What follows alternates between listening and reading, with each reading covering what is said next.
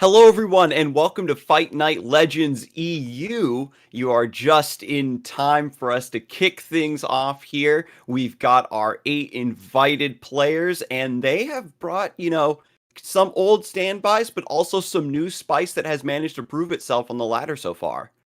Yeah, last week we saw Trundle really taking over in terms of the tournament meta. We saw, it was the most represented deck by far. This week, I would expect more TF, more Aphelios. We saw no balance changes this past patch. So we'll have to wait 2 weeks for the next one. But maybe some new players as well. Maybe some more Shurima finally coming into the tournament scene. We'll find out in just a little bit. Now, to go over the format, for those of you who might be unfamiliar for Fight Night Legends, it is a double elimination bracket where we invite 8 players, the best in Europe, and all the matches are going to be best of 3. The players will bring 2 decks to the tournament, and they cannot overlap regionally. And once a player gets a win with a deck, they have to swap to their second deck and try to get another win with that second deck to finish out the best of 3. This is, again, a double elimination tournament. So when the grand finalist from the lower bracket is managing to win that grand final, the bracket will reset and those players will play another best of 3. And it happens almost all the time here at Fight Night Legends EU, and we of course have our standard classic $200 prize pool for the players to divvy up, and the top 2 players will be invited back for next week. And we'll check out the bracket in just a second, just as well, to check out the players that are invited this week, who has made it back from last week. Of course, we have the winner and the runner-up always getting re-invited to the next fight night. So we see quite a stacked roster of players as always. Turtle, the champion of last week, and Krisheka or Mizume are both there as well. Kitkat, a Portuguese player, part of the Mad Men, great player as well. Shihoo, streamer as well. I think many people will know him in the European scene. Moratos, a bit more unknown. He is a German player. We'll see what exactly he can bring to the table, if he can take advantage of this chance in the spotlight. Brajit Kata, another classic European player from Bulgaria, was in the EU Masters as well. Ultraman, we saw him a few weeks ago here, and also a very, very strong player from Belgium.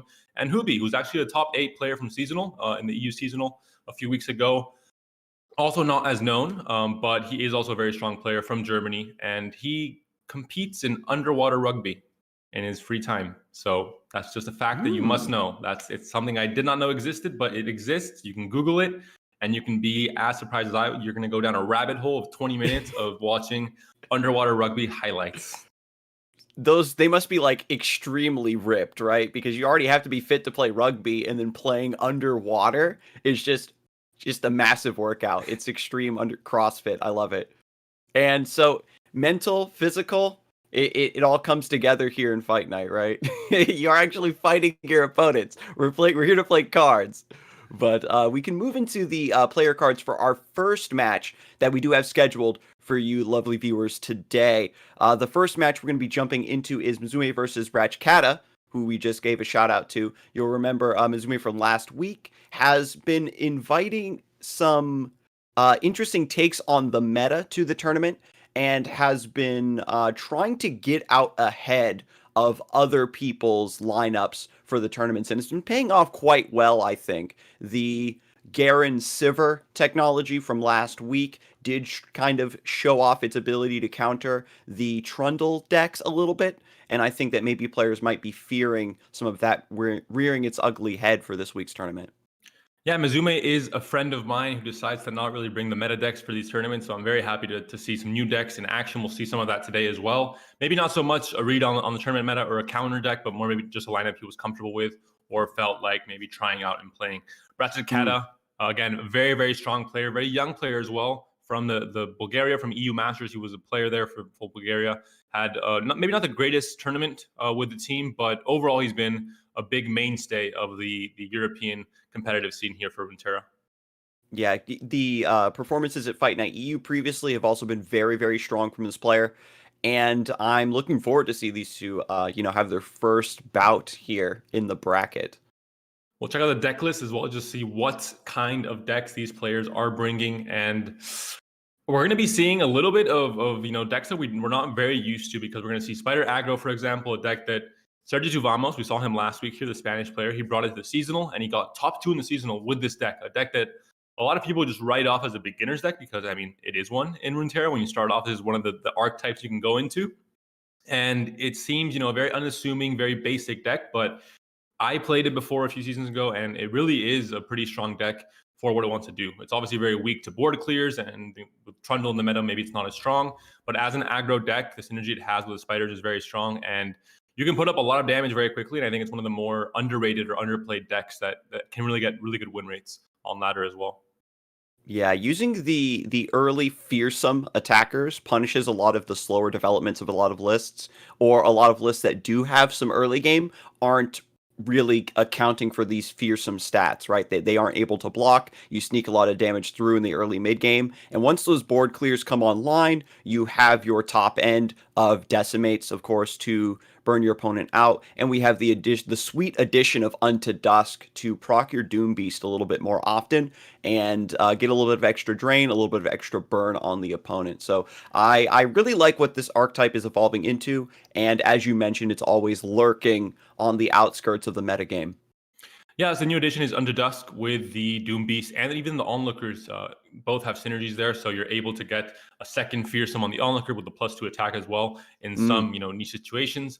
The biggest difference here is the fact that you're not, or something to note at least, is the fact that you're not running the new spider that buffs all other spiders. It comes in as a 4-drop with a 2/5 stat line. It's really just maybe too slow for this deck. I tried maybe one copy, but similar to Crowd Favorite, for example, it's a card that seems like it really fits the deck, but just the curve is too high when you add it in, and it's a bit too situational. This deck works because it's so consistent. No matter what you draw, you're always going to have a very decent game plan for the first 3 turns of the game. And we'll see, how consistent that game plan is, because we actually are going to be seeing Spider Burn as the first deck running up against Fiora Shen here. Now, this matchup is going to be pretty volatile. An early Fiora, we can see in the opening hand, is going to be pretty devastating. However, we've seen how Fiora performs very well against aggressive decks, but because this list isn't forced to attack the way, for example, an Azir deck is kind of forced to attack in order to get its value, you can hold back some of your board and maybe prolong things for the burn to come through. If we get a deeper look at Bratchkata's Fiora Shen list, it's only running 1 Spirit's Refuge, so there is potential here to get to the ground running here. The problem is Fiora has a very easy time picking off a lot of these very weak units. If you had a Glimpse Beyond in the deck, it could allow you more counterplay. For now, the only real counterplay here is the Noxian Fervor. So that's the big thing that Krishaka has to be careful with and keep mana up for when he wants to try and evade these Fiora kills. Yeah, so the Fiora coming down on curve. We have some backup mana as well, single combat. And now Kata is just going to be hitting this curve as hard as possible, right? Fiora into Shen, 3, 4, 5, 6, and this is the stabilization has already happened now on Bratchkata's side. Krishaka has some burn in hand, but actually being able to get enough damage faced before Spirit's Refuge comes down seems to be the clock that we are on in this position.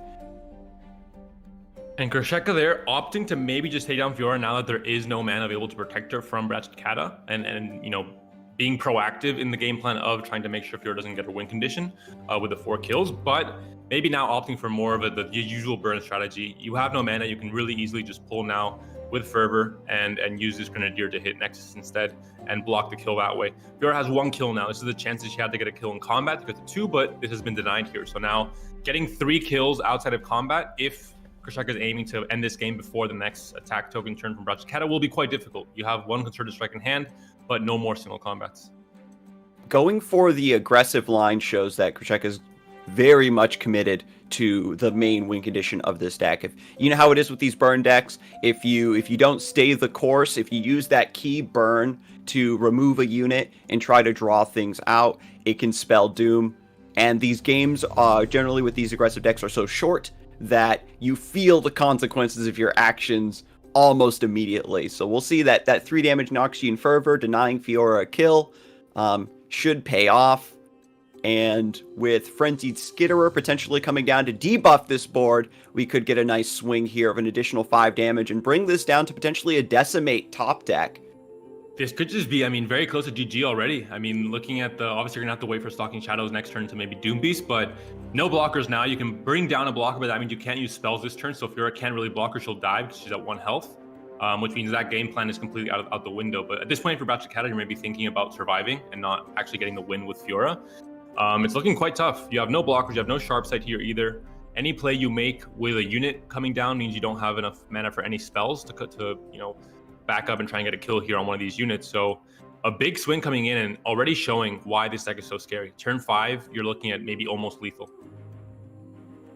At this point, if Krisheka is really smelling the blood on the water, you can go for a full swing here. You give the value trades to Shen and Fiora, and Fiora is going to get that next kill in order to level up, but all for the sake of pushing through an extra 2 damage? I mean, I'd go for it.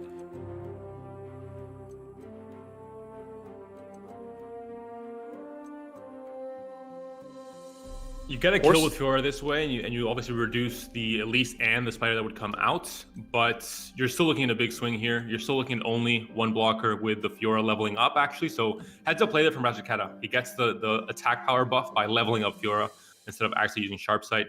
You're at 3 health now. You can block with Shen as well, and you're at 5 because they're not all fearsome attackers. But Fiora is dead, so that game plan is out the window, and that was really the only chance you had to kind of end the game sooner than you would normally do it with Fiora Shen. Without Spirit Refuge in hand either, it's going to be really difficult.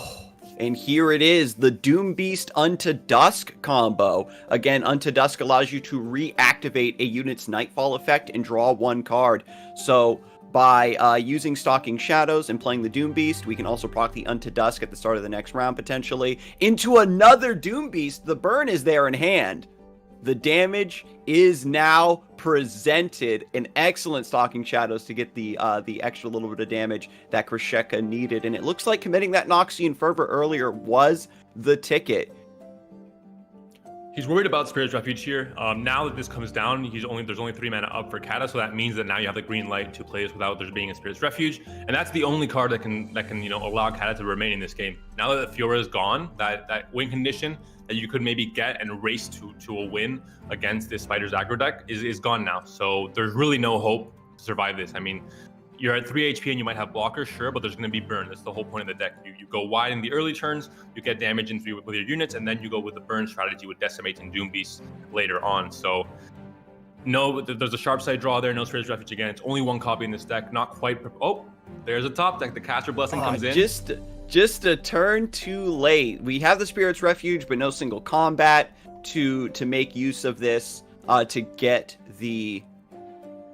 get the healing out ahead of this burn, of this drain from the Doom Beast.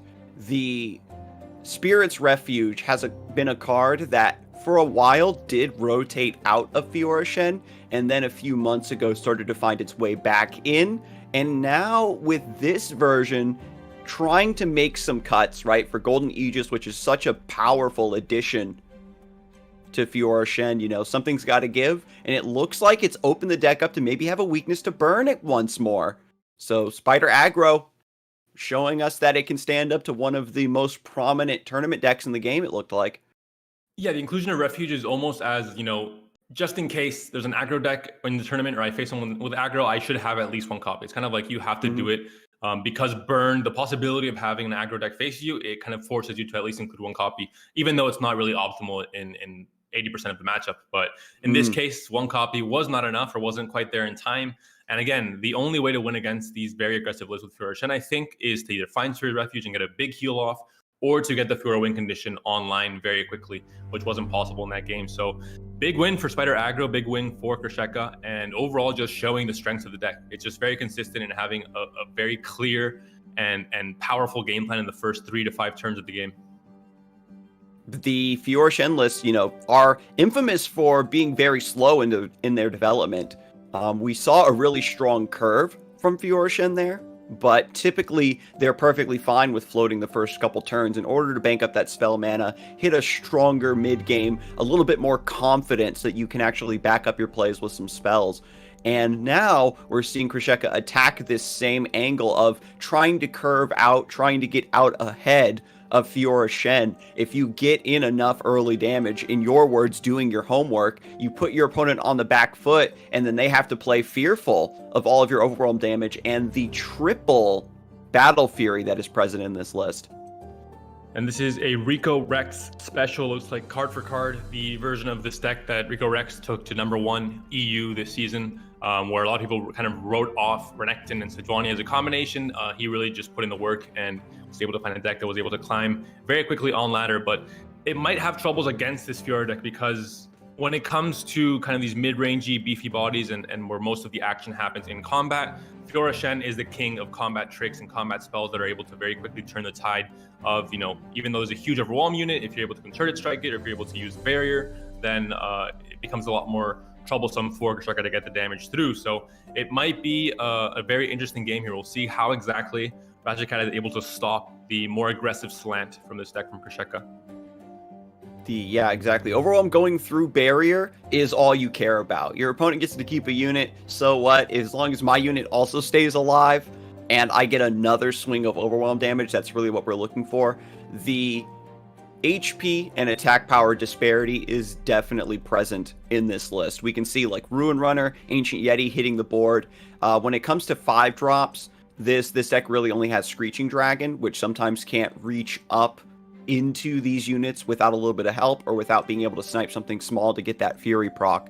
Concerted Strike is going to be forced here in order to try to take out the Ancient Yeti, and a nice Troll Chant coming through to survive. And this is a huge commitment from Brachkata's side. The Concerted Strike has been one of the best ways this deck has in order to deal with larger bodies, and this is going to get punished immensely. The vulnerable on the River Shaper is just going to get cleaned up, and with 0 attack, it doesn't strike, it does not draw a spell. Krisheka has really solidified this mid game, and Brachkata, despite having a lot of awesome spells in hand and Shen to back up this Fiora, it's not enough, it looks like, to keep up with this tempo.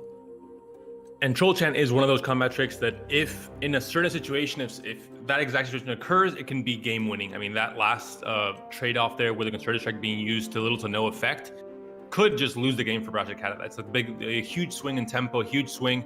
Like you said, you missed out on the card draw as well from River Shaper, and you're already at 10 HP if you're Brachkata. I mean, you're attacking with the Sithri with 0 attack. So that's how doomed it is at this moment. You have to take very risky plays here, but it's one of those plays that you make hoping there isn't a Troll Chant, but there was one, and that's just really devastating for Brachkata. And this was a cool play too. We saw where Sithria was being used to buff the Fiora in order to clear the Ruin Runner with Spell Shield. Very difficult for Fiora Shen to remove by other means, being so cashing in the Fiora there. But it's sort of it's the same either way, because then Sithria takes a bunch of damage. So that means she takes more overwhelm damage by having less HP. So Battle Fury just being cashed in. Krisheka is completely tapped out, and the lethal is being presented. If you're up against Targon, Battle Fury feels bad, but against most other regions, being burst and not having anything that can really silence and take off all these buffs, it makes it incredibly hard to deal with when on an open attack. You already have a big board, you just need a spell open attack with the spell mana up, with 8 mana up, and you're able to get a huge game-winning swing most times on game 7. So very quick series, very quick action here from Krisheka, bringing 2 decks that are very aggressive and mid-range aggressive. So we're going to expect to see very quick series from him. But Fiora Shen caught kind of with her or his pants down, not ready for this aggressive playstyle from Krisheka, and able to get 2 clean wins to start things off here. And that second game, like the Spirit's Refuge wasn't going to do anything. When you spec so heavily into that mid-range style, you start to lose out on the tempo, right? Fiora Shen is a mid-range deck that prides itself on having a decent matchup spread across a lot of other tournament decks, right? It's been in the tournament scene and present in the tournament scene and competitive scene so long that it's fully optimized to exist within this environment. And so when you have these wild card decks or these newcomers, this new blood being injected into the competitive scene, it takes a little bit for Fiora Shen to kind of shift gears and figure out what cards do I need to cut, what do I need to start re-accounting for in these matchups. So I like that, Fight Night Legends gives us an opportunity to see the players sort of brute force meta shifts, so to speak. If it starts in the competitive scene, it starts to trickle down. Rico Rex showing us the way,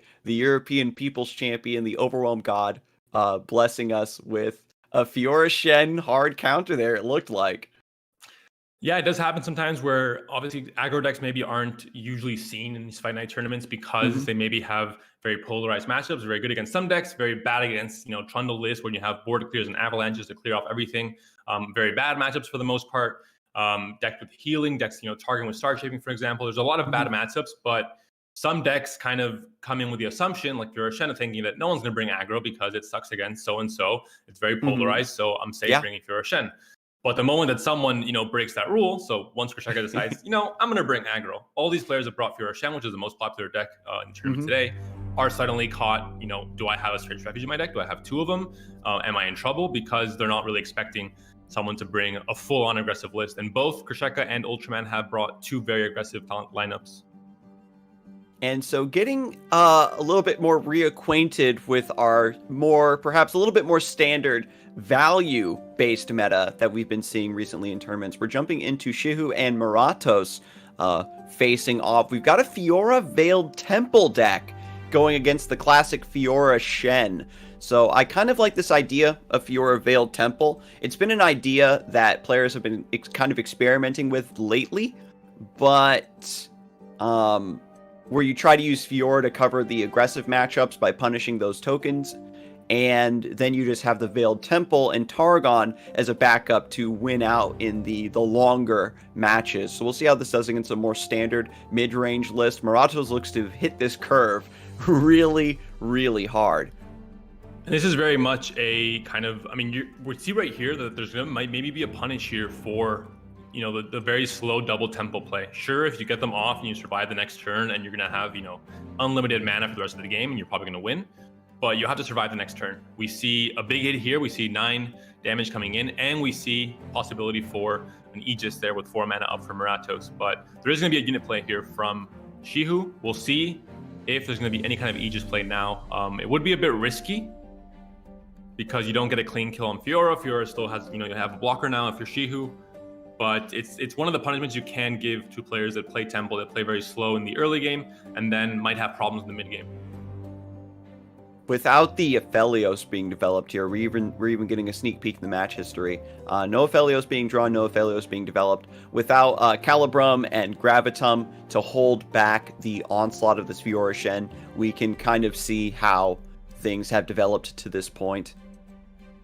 And there's the kill on Fiora. This is, of course, a deck that Fiora once again became very popular. I think in the start of every expansion, once there's a lot of aggro decks and unrefined lists, you see these mono Fiora decks with Freljord, with, in this case, Targon. I think this is an evolution of that. It's a Fiora deck with Demacia that protects the Fiora, but you're adding in, some pretty broken cards with Aphelios and Temple and the whole Targon package, and also some lifesteal here. We talked about Fiora Shen having problems against aggro.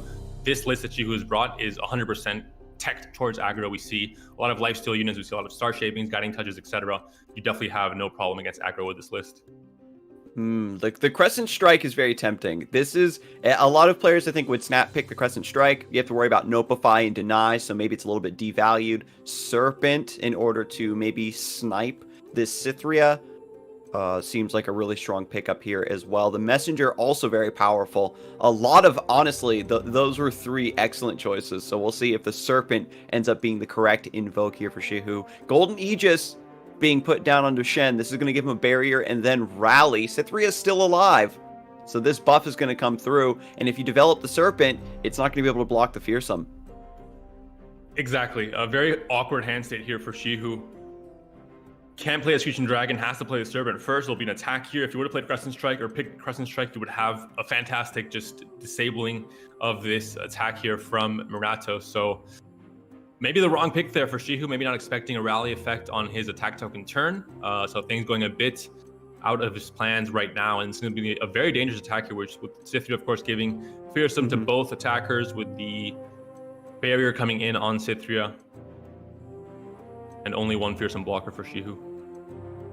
So I like this a lot. By putting barrier on both targets, you deny the lifesteal from the Fangs, and you're just going to put it down to 1. Shihoo thinking, I could just take this hit, go down to 1. It's not like Fiora Shen has a lot of direct damage. If Shihoo's confident that he can keep board parity here.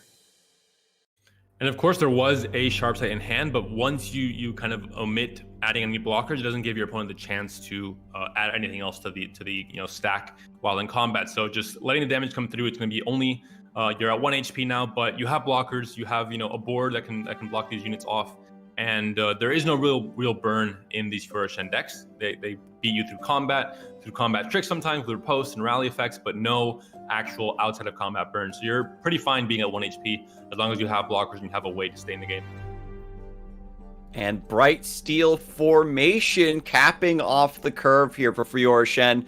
Remember, the Cytherea is still alive, so Fearsome is going to be procced here. Serpent can't block. It might get overwritten for the Screeching Dragon, but then you're forced, because you're at 1 HP, to just, cash in your entire board. You can go for Star Shaping here and play whatever big Invoke unit you have. But this is the true power of Bright Steel Formation, is that if you don't die on the turn it's played, because you almost always have to trade in all of your board, it's impossible to come back into play from there. And that being said, with Triple Temple, it seems, very powerful, very strong, but it doesn't give you any kind of card advantage. So we're seeing both players with little to no fuel in hand. You have this big drop now from Shihoo and the Screeching Dragon, but that's really it after that. And these temples can give you 6 mana per turn, but if you have nothing to spend that mana on, then it's kind of useless. So drawing so many temples is never really the best thing. Also limits board space, of course, which is also going to be a problem. Picking the Destroyer here, you get a unit with Spell Shield, sizable amount of HP.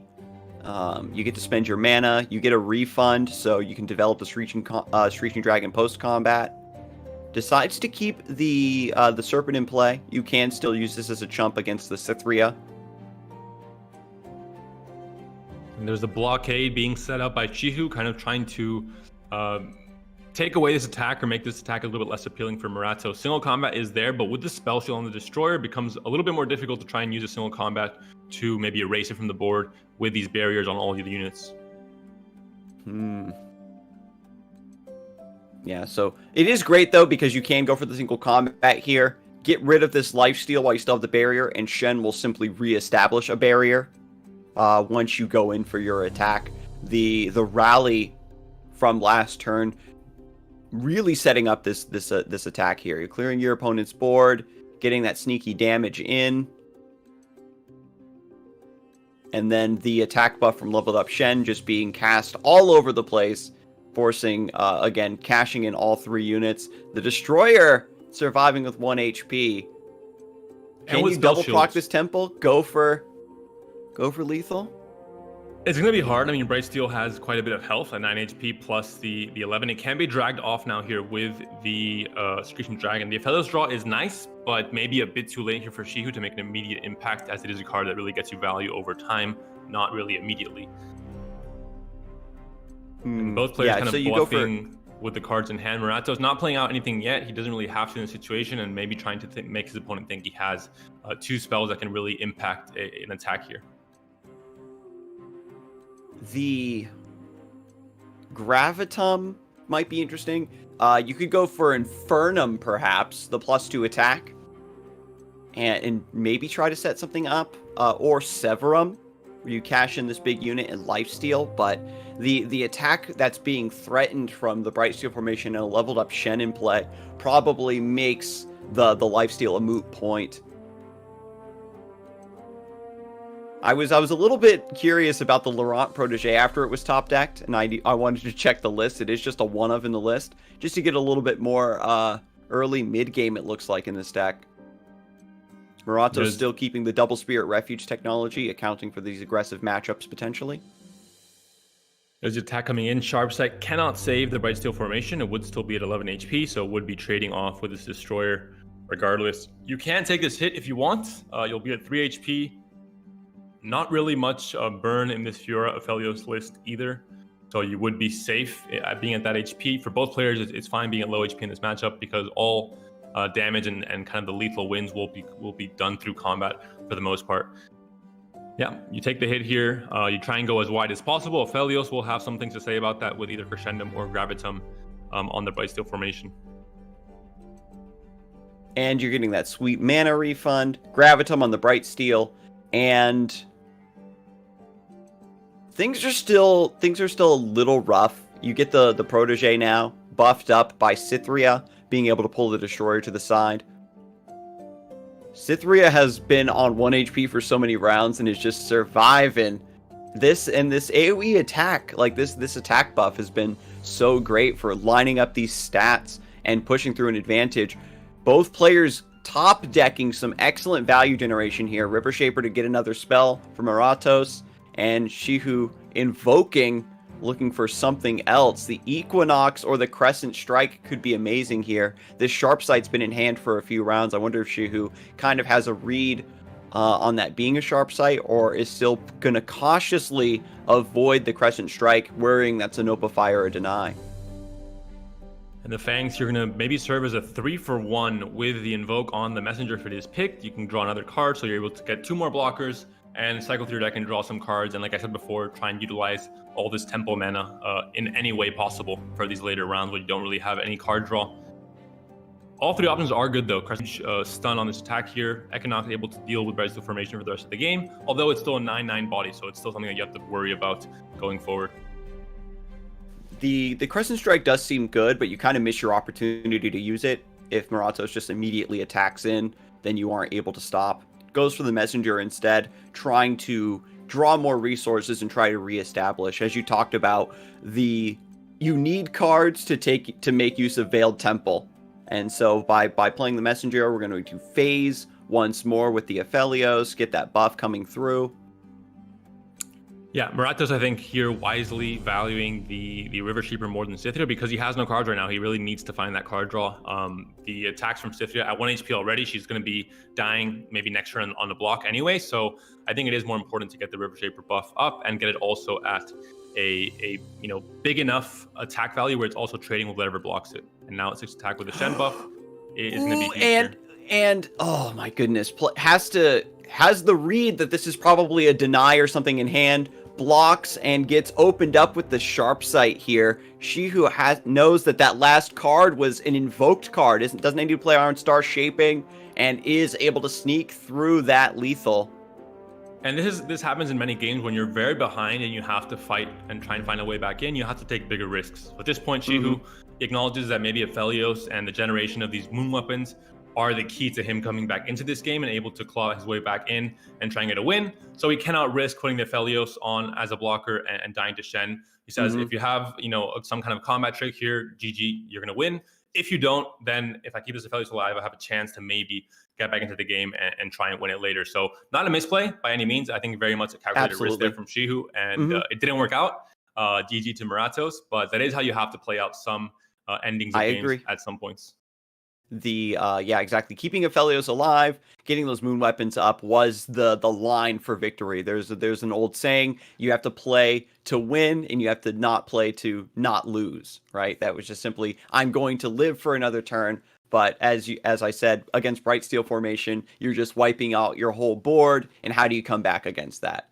But overall, we saw what the deck can do potentially, and it was just a shame that Aphelios seemed to come down quite late. And then Brightsteel formation was the excellent card that was needed just at the right time to push that last-minute advantage on Moratos' side to close things out. We do have another game. These sets have been going quite fast, so we are able to squeeze in another game before we take our first break. It is Turtle, the last week's champion, versus Kitkat. This is going to be game 3. We're jumping into pretty soon here. We'll have a chance to look at what decks were brought by these competitors.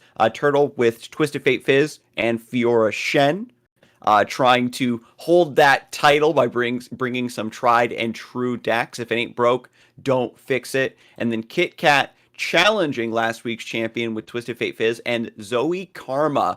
Zoe Karma is a deck that we've seen crop up here and there, considered to be a little bit difficult to pilot, a little bit inconsistent perhaps, but does have value overwhelming.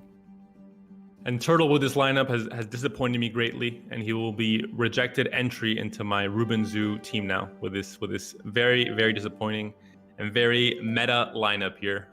Definitely a little bit less exciting than last week's, where Trundle was a bit more of the meta in the tournament last week, and there was a lot of different versions of Trundle. In this case, not seen as much with TF Fizz and Aphelios. kind of being the stronger overall decks without the balance patch doing anything in this last week. And with Twisted Fate Fizz kind of just being in the state that it's in, you could try to, in this format at the very least, you can just take your bad matchup against Twisted Fate Fizz and try to beat your opponent's other deck twice, which is a strategy that we've seen pay off in previous fight nights. But for this matchup specifically, getting the early Eye of the Dragon I think is going to be great for kind of offsetting a lot of this early damage. You have Hush in order to stop some of the elusives later on. Because you do have Ionia, you have Deny against Mind Meld, so some of their really big OTK potential could be shut down. Zoe, at the end of the day, she can sit in the back line and maybe level up if your opponent doesn't top deck, the Mystic Shots or what have you in order to clear, or just as an elusive chump. And this suit up here waiting patiently in hand for Turtle. Hush can come in, but that would mean it's still a trade between this Poro and the 1/1 Zoe. You can use both Hush and Pill Cascade.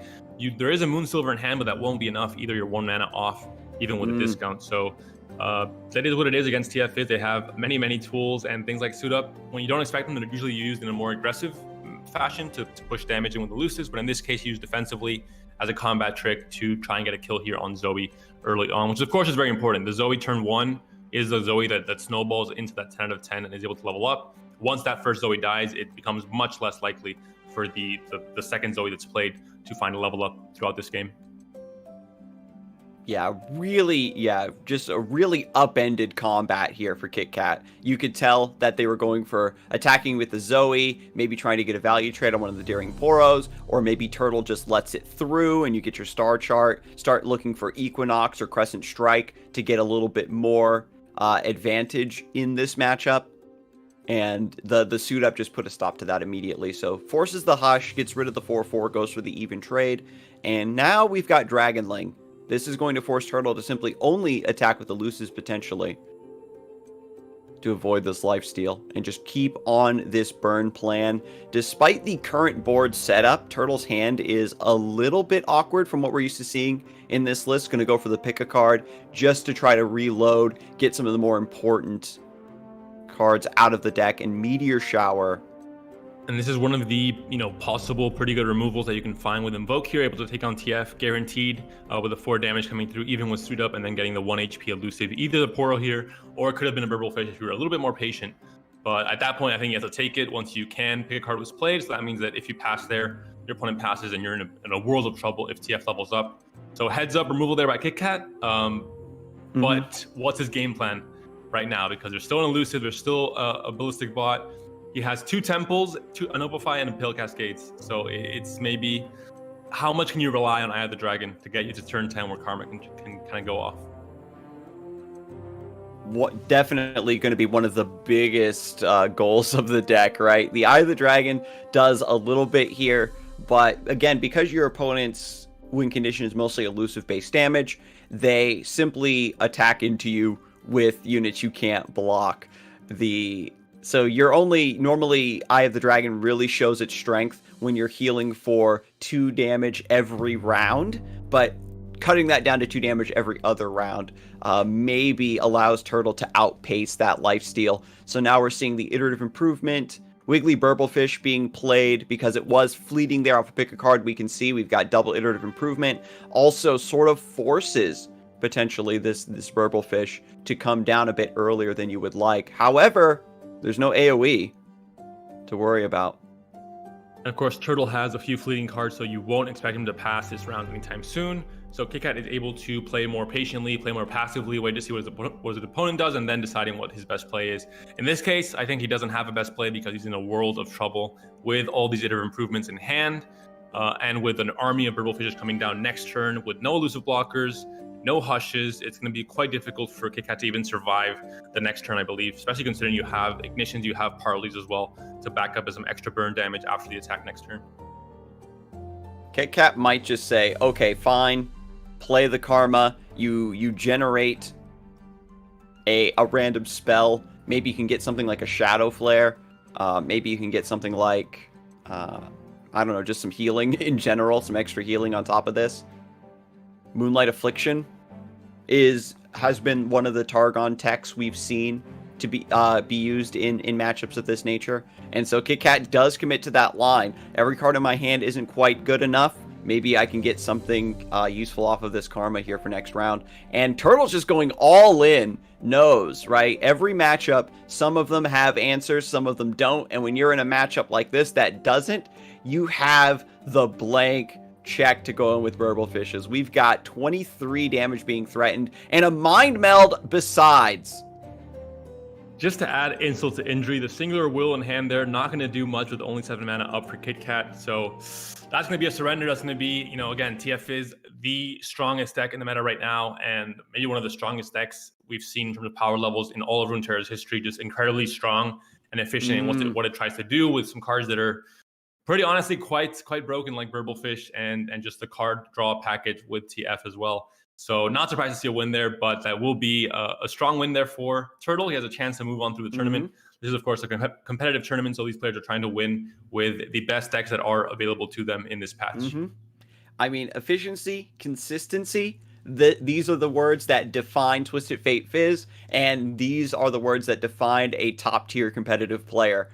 And it wouldn't be, you know, Fight Night Legends wouldn't have gotten to the place it was if it weren't for these players also bringing the top tier competition for these players to test out these decks. So, I mean, Turtle is here to show us how it's done, and Twisted Fate Fizz, you know, it's still, even though we've seen it a lot, it still does some pretty cool stuff. And Mind Meld, it always blows my mind every time. A card that everybody thought was a big meme for so long, and kind of was, has found a deck that makes it look like this holy grail powerful card. I can't get enough.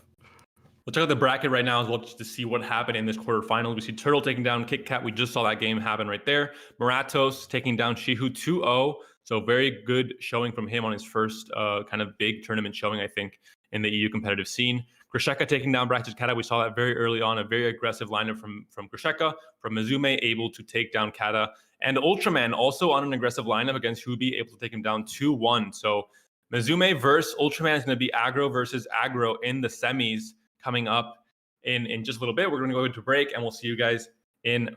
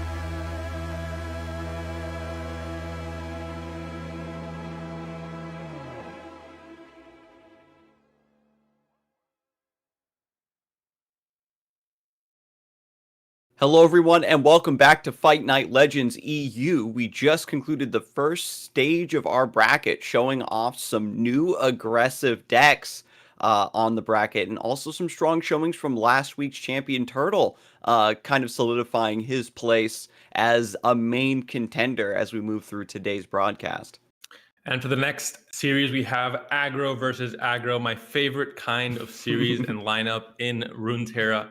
And we'll see what Aggro reigns supreme, because there are some very different decks here from both players. Krisheka, we just saw him to start off the tournament in the quarterfinals with Spider, Aggro with Elise, and just a very synergetic Spider deck.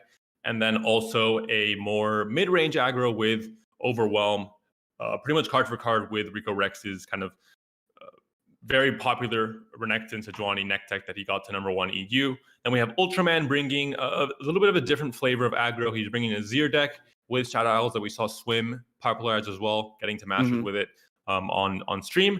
And also a very classic discard aggro. So 4 very different aggressive decks, but all 4 of them hoping to capitalize on certain matchups, very polarized matchups in some cases, and try and get very quick wins with, again, going face and having burn in your deck as well to try and finish off games where there aren't many healing options.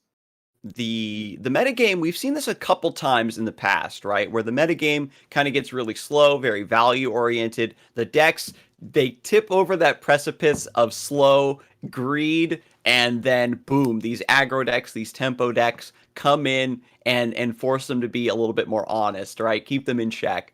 And this is finally that explosion we've been waiting for in the competitive scene of these aggressive decks, starting to try to punish some of these greedier deck choices of the other competitors. The discard aggro has a lot of different ways to build it. I know that crowd favorite, after it found its way back into the list, felt really fantastic for a bit and then fell off after Hush, right? Targon was very common. It made crowd favorite. You know, you lost a lot of your high roll potential and a lot of your power in discard aggro. Now, with Targon being very concentrated within very specific decks, in a competitive sense, you can look into just abusing those non-Targon variants a lot more thanks to the crowd favorite. That being said, discard aggro has always been, one of the aggro decks to look out for, and it's maybe always been considered a higher skill cap aggro deck, an aggro deck that's not so basic, not so aggro in how it plays out. And it has given it more staying power, I think, regardless of the meta. Even if there are, big board clears with Trundle Liz, for example, it does have kind of a very scary secondary plan with Jinx leveling up, with the Rockets coming every turn. Overall, maybe an underrated deck, but definitely a deck that has been able to have a very high win rate for many, many seasons in a row without being looked at as a problem, really, in the latter landscape. Very well said. And the addition of Poro Cannon helped out its game plan immensely with Arena Battlecaster. I love the Mystic Shot inclusion here in discard aggro. That little bit of extra burn is a little bit unexpected versus a lot of opponents. It has great utility for answering a Twisted Fate or something in the current metagame. And I remember really proselytizing about the Mystic Shot way back when I was playing a lot of discard aggro. And back when I was running it, it was great to take out like Dead Bloom Wanderer, right, for the deep matchup. So I like that it's being kind of represented here just as a one-of, but that little bit of extra damage sometimes comes through clutch. Everything in this list does seem very clean, very cut and dry. I'm a personal fan of maybe Precious Pet over Legion Saboteur in terms of damage on average, but the burn is where it's at for a lot of these decks too. How times have changed. I think Ultraman, when he added this Mystic Shot to the list, he wasn't saying, "Oh, yeah, I'm gonna counter this Dead Bloom Wander on turn 3 from all these deep opponents I see on ladder." I think it's definitely not the case at the moment. TF is definitely, I think, a little bit higher on the priority list there for including Mystic Shot in the deck. But right away, we see it's just like 2 guys just headbutting each other here. Going to be aggro versus aggro, going face. We'll see who wins the race here. Who's the player that decides to cave in and start blocking first? And that's normally a player that seems to be on the back foot.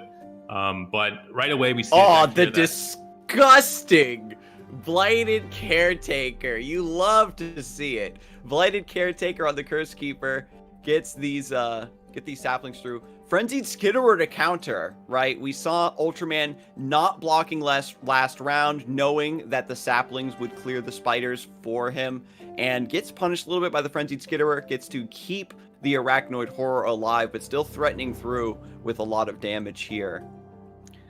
And this is kind of I think this Ultraman's list, this SI aggro list, is a list that can maybe have more awkward draws, but when it draws the right combination of cards with Blighted Caretaker, Curse Keeper, with, Ravenous Butcher even, it can really just be something that you cannot compare to anything else in the game. You can maybe be staring at 14 damage coming in on turn 3, where you can't really clear. There's 2 challengers as well that can kill off your units, so it becomes quite difficult. But in this case, Krisheka, obviously down to 12 HP now, offering to just trade blocks here. Seems to have a better game plan in terms of blockers with the House Spider going forward. And Ultraman now, that was his big flashy attack. And at this point now, he's going to go into more of a burn game plan with the Doom Beast, the Unto Dusk, and the Ruinous Path. What's nice about Ultraman's burn is while it's still spaced out like Elise because it is combined with Ruinous Path, you get a little bit more reload there. Ultraman's list also has the Glimpse Beyond. So Krisheka, we saw previously, needs to go more all-in aggressive in order to get this game plan through, whereas the Azir deck runs a lot more card draw and potentially has a little bit more reload. We get another Blighted Caretaker on this attack to again just trade away the board, force through damage around the sides. Generating 2+2 bodies in one action is so fantastic here. And you still have this Unto Dusk for the 2 more Nexus damage and the drain effect. That's the biggest thing with Doom Beast as well in aggro, in this kind of mirrored matchup with 2 aggro decks. Doom Beast is so good at draining also from your opponent and giving you +2 HP as well. And if anyone's wondering at home, Unto Dusk cannot be procced on your opponent's units. It's only on allies. So we're not going to see Krisheka just suddenly pull off an Unto Dusk on his opponent's Doom Beast. It cannot occur. And of course, opts to cash this in to get the extra value before it goes down, saving the Ruinous Path for later on. Everything is going in Ultraman's favor here. Krisheka already down to 5 HP, double Blighted Caretaker, just forcing that early advantage, getting the damage in around the sides, and allowing him to transition perfectly into this later stage burn plan. When you're looking at the aggro mirror, this is the late game.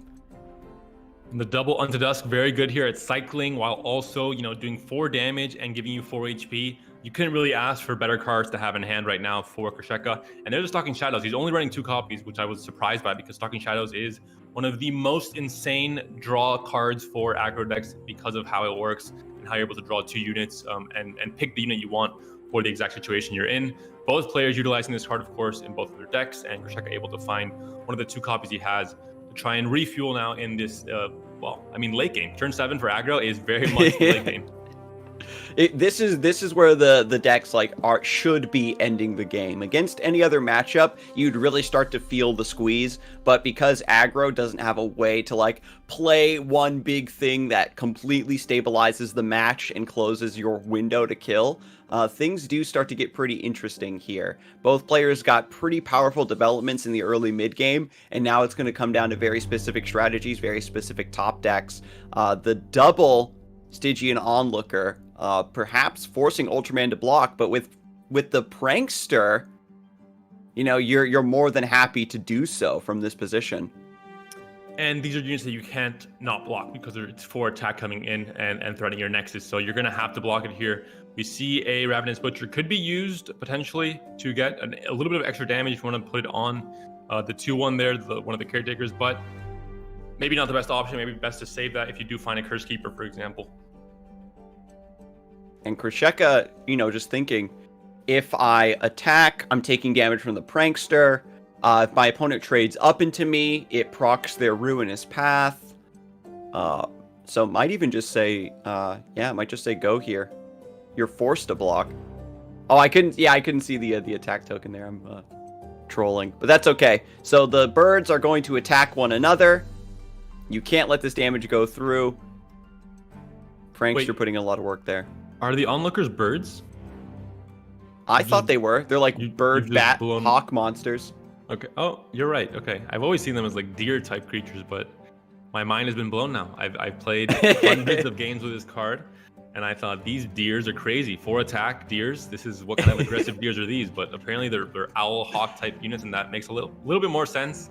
With the name as well. Yeah, maybe that's just my brain fart, but no, they've got antlers, and in the art they kind of meld into the tree that they're sitting on or whatever. I kind of looks like a deer. You're trying In to... any case, they're fearsome and they're gross.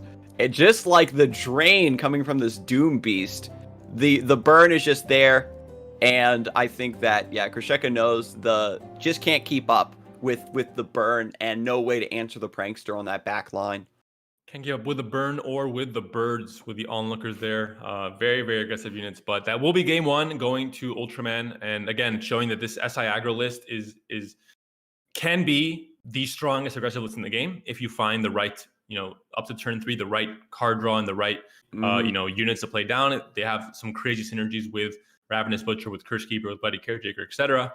They can be very easily punished by things like Ice Shard or Avalanche, but when you're playing against an aggressive list, it's kind of who is more aggressive. And in this case, and in most cases, I think it's going to be SI aggro if they find the right hand. We saw the early spiders doing a lot of work with Fearsome, but once you get, again, Blighted Caretaker to snipe those to the side, or you start getting your Cursed Keepers and your Escaped Abominations in order to get those Fearsome blockers, it really cuts away a lot of the aggression we're seeing from this list. And a powerful opening now from Krisheka. The spiders are going to trade into the Legion Saboteurs, but you get 2 damage through anyway, and then a nice 4 damage swing around the side. This is what I meant by who sets the pace in these aggro matchups. In this case, it's going to be Krisheka setting the pace, forcing Ultraman to block, which it's going to weaken his battle catcher, it's going to weaken his crowd favorite, it's going to weaken a lot of his cards in his deck. So already, Krisheka is the one saying, dictating the pace of the game and dictating how the game's going to go, and Ultraman is already on the back foot, which is a bad thing against aggro. In these aggro matchups, whoever is the one dictating the pace usually has a chance to just be more aggressive and get more damage through, which is the key factor, of course. And the get excited there being used to answer the Elise. Earlier, we mentioned how if you send your precious burn to snipe a unit rather than going face, it could spell doom down the road. But because discard aggro has that extra synergy of being able to deal damage and have that discard summon a unit or proc an additional effect, it's a little bit more synergistic and worthwhile to go for that, buffing up the Flame Chomper in order to snipe that spider too. This is now where Ultraman is deciding, I'm going to be the more control-y player in this matchup, and I know I have better tools to do so with Experimenter, with Jinx level up, etc. So that's why he's using Get Excited to not go face, but instead try and take on units. Krisheka, because of the current board state, maybe had to do the same, but looking at his hand, you already see how that's a doomed play, because his opponent's still at 14 HP, he has no board, he has no units, and he has an option for Jinx is dead, sure, but you're going to see Experimenter take over the game very soon. You're going to get card draw for Ultraman, so it becomes a pretty tough mount to climb for Krisheka now. You get the 3/3 body, you get to answer something on the opponent's side of the board, and you get that sweet reload. Even playing a tiny crowd favorite here, which would be a doomed play for Ultraman, because we can see the augmented experimenters putting in so much work here. It's going to pay dividends. Getting the Doom Beast off of Stalking Shadows once again, though, for Krisheka. Again, Stalking Shadows is, I think, the most important card in all of these aggro lists that can run it with Shadow Isles, and one of the most important cards that were added to a few expansions ago, a few sets ago. Just really shows how you're able to refuel very quickly. Where in games where it looked completely doomed for Krisheka, he had no card draw whatsoever, but then Stalking Shadows now suddenly gives him a whole turn of plays. And Ultraman now actually committing to the augmented experimenter, not trying to get cute, not trying to get greedy by, I really don't want to discard this, get excited, for example, is just going to say, I'm just going to get this down now, look for this tempo, and try to force through. Krisheka has no hand, is behind on board technically, but Ultraman's down to 9 HP, so Krisheka top decking some Decimates and some other, maybe some Untadusks for this Doom Beast that's in hand, is going to be the path to victory here. That Jinx top deck is big. The Decimate is nice, but we'll see if it's going to be enough. He obviously has to wait maybe to get the Nightfall effect also on the Doom Beast, so might want to wait. If he finds, for example, an Unto-Dusk, he needs a Decimate to use it first next turn into Doom Beast, into Unto-Dusk. So he might not make any plays this turn. There's going to be a big attack coming in here with the level up from Jinx as well. So it might just be too little too late for Grisheka to try and find a win through burn. With the Fervor coming in last turn, that already, signaled that there is no more damage coming into the board. It's all going to be through burn now for Grisheka. And because Ultraman is taking such an aggressive stance here, setting up this big swing, Jinx leveled up, threatening the Rocket next round. Grisheka is forced to, of course, put that Decimate down and see if we can get something else to close this out. It would have to be a Decimate, and it is. Decimate into Doom Beast gets the win here for Grisheka. It's the only card that would do it for him, needing a Nightfall card to get the proc off as well. And that's how it is sometimes in card games. Woo! You find the right card in the right moment because you're a skilled player, and Grisheka is able to get this game 2 win, tie the series. We're going to a game 3. This is how aggro decks are as well. Sometimes when you're paired so evenly, and the decision making and the turns are so, the count is so low compared to a control matchup. Sometimes top decks matter that much more, and it was certainly the case here in game 2 for Grisheka. The curve is looking fantastic. We saw just lack of cards, lack of resources, but Stalking Shadows, again, showing why it is so powerful in these aggressive Shadow Isles lists alongside the Doom Beast. Not even just healing yourself to live through these other aggressive decks, but getting that extra little bit of damage and the Decimates. It's close. When it comes to these aggro decks, you can kind of see where their strengths are, where their weaknesses are, and it comes down to what you value as a player. So now we've got Grisheka, after getting that win on now the Sejuani Renekton, a deck with tons of overwhelm against discard aggro, a deck known for developing very low HP units. And now at this point, kind of the roles will be switching probably. It will be Ultraman applying a bit more pressure in the early to mid game, and Grisheka having the more, impactful pressure with Battle Fury in the mid to late game. So it might be Grisheka now being the defender, trying to get some good blocks off with the beefier units he might have. And we're finally seeing Draven show up here on curve.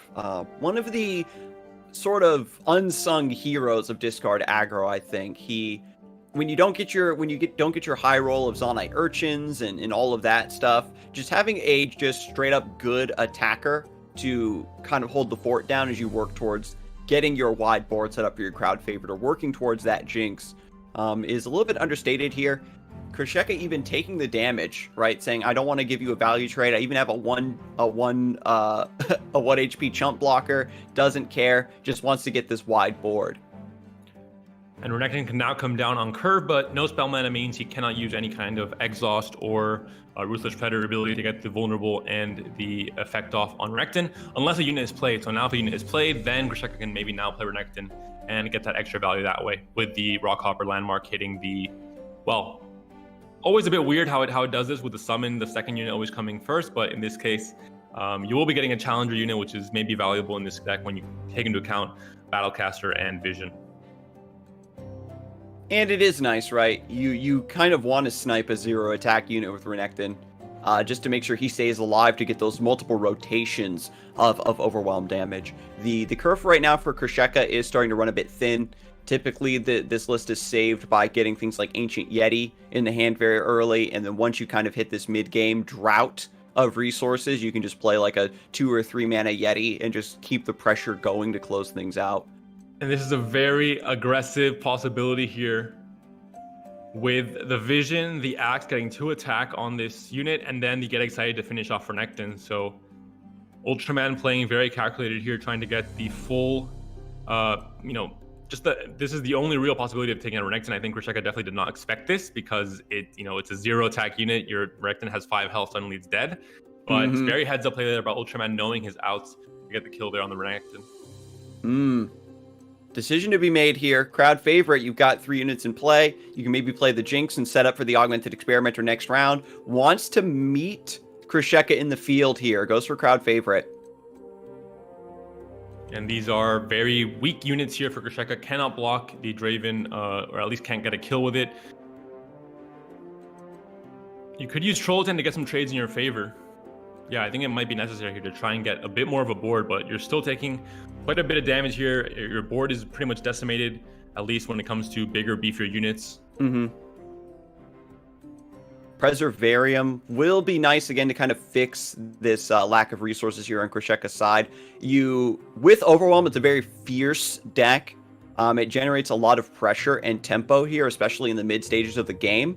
But it's very straightforward, very one-dimensional in terms of what it needs to do. So if those cards don't come, you can be left high and dry. Now with Sejuani being cashed in against a crowd favorite, it does make Jinx a little bit safer to develop here. And there was no really kind of a priority pass or debate play there from Krisheka to try and get a Jinx with the Sejuani, even though he maybe expected it to be dropped this turn. He just had to go for it, or else I think Ultraman would have passed back pretty happily. And at least gets down the Overwhelm there from the crowd favorite. But now Jinx is a problem, and the level up next turn is going to be pretty much guaranteed. You get the Augmented Experimenter, deal 3, level up your Jinx, discard your hand, etc. And then you're at a massive unit advantage here. Sejuani can block the Draven now, finally. You're maybe worried about after these 3 top decks come through, something like a Whirling Death off of another drawn Draven could definitely be something huge. And at this point, you can just take a back seat. Jinx is surprisingly safe now that there's a Sejuani in play. You don't have to worry about her getting sniped by anything else. And with a little bit more burn, with a few more rockets, you're good to go. And the prophecy has come true. The Whirling Death means that Ultraman can take this audacious swing.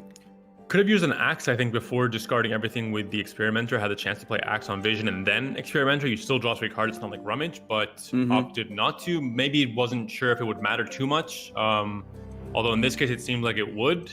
If he would have put it on the Jinx, he could get a clean death on the Sejuani with 7 attack, for example. So maybe a bit of a misplay there from Ultraman, but still able to get a pretty big swing here. And has a Whirling Death backup to try and get, again, once you get that damage in on Sejuani, for example, Draven will still get a clean kill.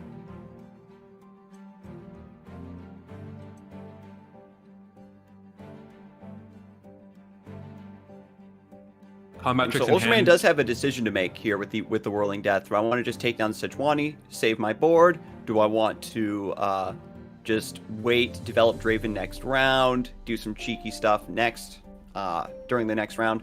And it's if I put this Whirling Death on the stack, do I get blown up by Troll Chant? That sort of thing. I don't think that's the case, though. And if he hits the Sejuani with the Draven, he gets an extra Axe as well, and that might matter. So he could have also put the Axe on Draven just to try and maybe even level it up this turn.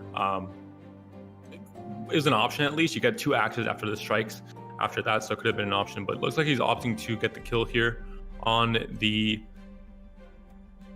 7-6 instead. So killing the Wild Claw, I could see. Killing the Wild Claw, that's a lot of overwhelm damage. The most overwhelm damage being presented on the board.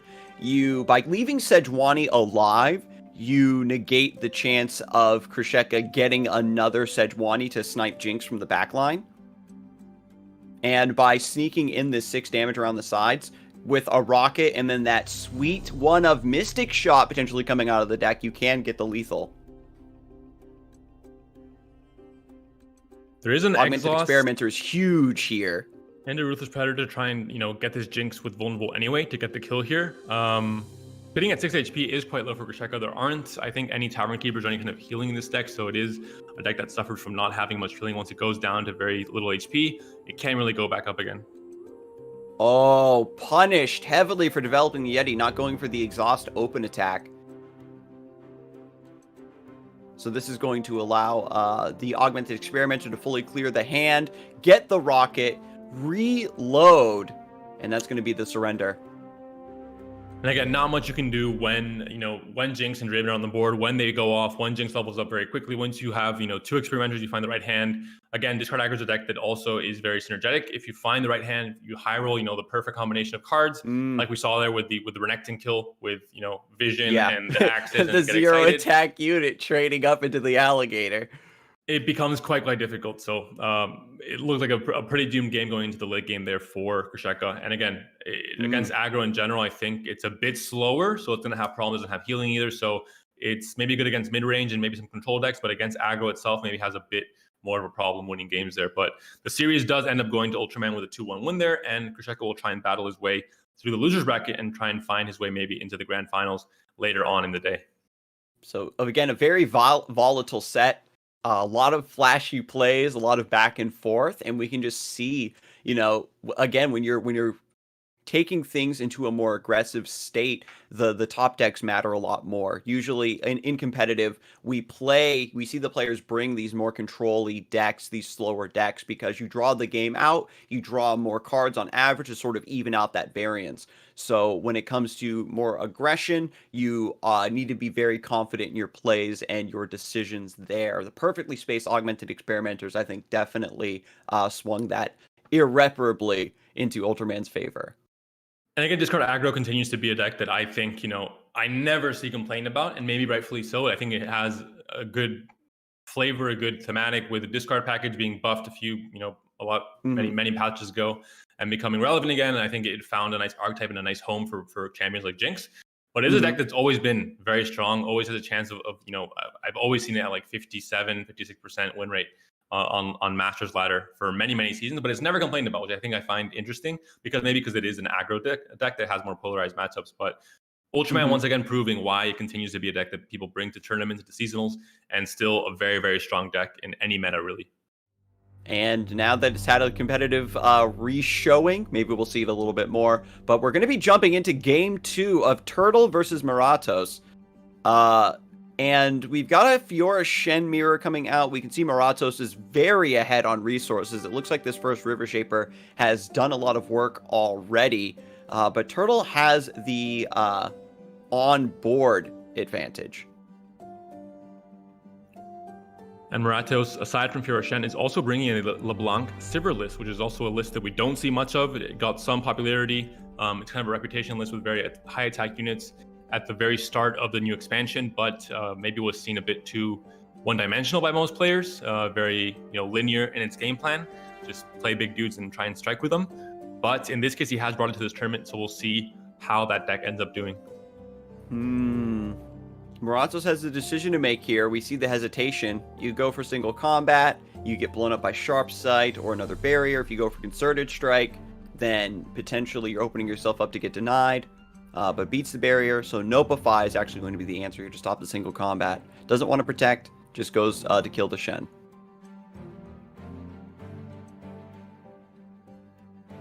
And so we'll see if Moratos' card advantage is able to outweigh his current, a lot worse of a board state right now with Shen, Fiora, and double Screeching Dragon attacking the Riposte back up there with the Spirit Refuge as well, able to get a huge attack this turn. But will it be enough to stop all the spells that River Shaper has and will have, with 2 more draws possibly coming in this turn as well? If they do end up dying, though, you're going to have a 1-mana unit and 70 protection spells. Might not be the best game plan going into turn 10. Math. I wonder what the math is, but it's like if you draw enough spells off of River Shaper, then it just increases the chances that you get a unit. But nothing can save you from this board state. I think that Shen, especially when combined with Screeching Dragon, is one of the most powerful combinations that this deck is actually capable of. The repeated Challenger plus Barrier we've seen from decks like Lee Sin, or even really old decks like Vi pre-nerf, a unit that just keeps challenging your board and just kind of doesn't die, just lets you strangle your opponent out of the game. I love the mental image that Moratos might have he must have right now, with Concerted Strike being hovered over his 2 weak River Shapers, looking at his opponent's board and thinking, this is doomed. This is terrible. So they are going to take down the Shen. So Moratos recognizes the power of Shen. Well, Shen in has this matchup. has Riposte and has there's 2 barriers that he can use here. So Shen's gonna be like, all right, I'm good. I'm just gonna use a barrier. Please stop. These like little mosquitoes trying to bite at Shen. Like, no, please stop, sir. I don't want to be bothered by these little measly 2 attack units here. So barrier comes in, level up comes in as well. And a little bit thematic there. Spirit's Refuge is Shen's ability in League of Legends that lets him block attacks. Like, so makes them all get blocked. This Caretaker can rally 17 times next turn, and the barriers will just keep giving it more and more attacks. So maybe this is the new game plan, right, for Fiora Shen. Just play a Caretaker. This is the tech, the double Green Glade Caretaker rally. You've got to cast 1 barrier. Nah, I'm good. I'm just gonna attack with a 2 attack unit and 1 attack unit and see what happens. He Yeah, has just go for the Spirit's Refuge here. Sharp Sight and Spirit's Refuge. Of course, Spirit's Refuge on the River Shaper can just give more attack to the...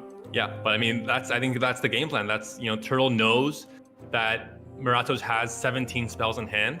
He has to use them, but once you accept the attack, and it's only 3 attack coming in, then you cannot use those spells. Now you have to resort to using these rally effects that might have a bit more counterplay from Turtle. Yeah, Turtle was more than happy to take that little pittance of 3 damage, and now there's a little bit more coming through. We got 5 damage now swinging through. Do you want to block this? I think he's good. Turtle says no. No, 5 damage, that's not enough. That's not enough. And now Going finally, for the single Turtle... combat rather than another Golden Aegis rally. Turtle's patience will pay off. Hides the Notify for single combat, but the Notify on the Notify. And we do still have now the barrier for the Shen. So in the end, Turtle uses all his cards to protect himself from this onslaught from Moratos, and he's back to be on the winning position now with the attack token turn. Next turn, and the chance to swing in with, a leveled up Shen with Fiora and with 2 Screeching Dragons as well. Yeah, Shen granting attack allows, granting barrier, giving attack boost allows you to buff up the Screeching Dragon, and then you just let the other challenge units pull to the side. So this is going to be a lethal presented here. And that's a problem. You're going to have to single combat. If you do, it's going to be a deny, drawn perfectly in time there for Turtle. Could have been a barrier as well, but going to be a deny instead. Going to stop a single combat from coming through. And the way he has positioned these attacking units means that this Spirit's Refuge cannot get the heal off. Single combat. Oh my god, I was sweating there. I was like mentally saying, wait, don't do Sharp Sight. Single combat, so you have mana open for deny to deny the deny, is going all in against Turtle's top deck to heal for as much as possible. Moratos thought, what are the chances he drew a deny? Surely, I mean, that can't happen. This is not how card games work. He's not that skilled of a player, but Turtle, he's our last week's champion. He is a very skilled player indeed. And this is, I think, definitely maybe when you're behind, you have to take riskier plays. This one, in my opinion, might be a little bit too risky, not respecting the deny possibility there. And that will be this game going to Turtle here. Not quite enough mana, 1 mana off to use his own denies. He has 2 of them as well from Moratos, and that will be game 2 going to Turtle. And that'll be, we're going to a game 3 in the set to see who the victor is going to be. Turtle has his win now on Fiora Shen, and you'll have to change to a second deck, which is TF Fizz. So looking pretty doomed if you're Moratos. Your opponent wins with a deck, you think, okay, that was a very strong deck. I'll face his second best deck now, but it's TF Fizz. So I mean, it's pretty doomed regardless. The TF Fizz, versus the Fiora Shen has been a matchup that we've seen go either way. Fiora Shen getting deny to cut off the Mind Meld maybe stops him from getting a Hail Mary play. It's very similar to a lot of ways that Fiora plays out versus very swarmy sort of decks, where early Fiora into some bullying plays in order to keep him from developing goes a long way. That last round, though, I think that the Sharp Sight single combat, looking for a more healing oriented play to stabilize from that position, maybe gets beat out by a couple more things that I'm not considering. But regardless, going into game 3, Moratos just, again, is their first appearance for Fight Night, has a chance to kind of grow as a player. We've seen that happen, right? Where some players get knocked into the loser's bracket early, and then they just get that buff. You get the loser's bracket buff, and then you start to swing through. And we'll see if Turtle is going to be the one that gets sent to losers here in game 3. And a very awkward hand for both players. Now, not so much for Moratos finding that Fiora, unable to get the Fiora Shen curve going off, but Turtle, I played against a lot of TF Fizz on ladder, and they've never not had both, not the Fizz on turn 1 and not the Ballistic Bot turn 2. It's never happened to me. So this is an exceptionally bad hand for Turtle, maybe being punished for playing such a strong deck. But awkward hand. Couldn't play anything until turn 4, basically. Doesn't have TF, either doesn't have Fizz. Has Fishes that are stuck at 6 mana still right now, no discounts. Has to play the Zap now after the attack from Fiora. And now we have the aggressive setup from Fiora. You've got Fiora in play. She's ready to go. Keep Turtle from developing. And as you talked about, very awkward hand. No ballistic bot in order to get that burn online to start discounting these burble fish. We've got 2 completely undiscounted burble fish in the hand right now. The top deck coming through forces Rummage on the stress testing, and no Twisted Fate either. And these are rummages that you're spending that without Twisted Fate on the board, so they're being, you know, kind of wasted. Although in this matchup it might be difficult for Twisted Fate to stick regardless, with things like Single Combat and of course a lot of challenger units in the deck. So pick a card is being used here to shuffle the suit up back in.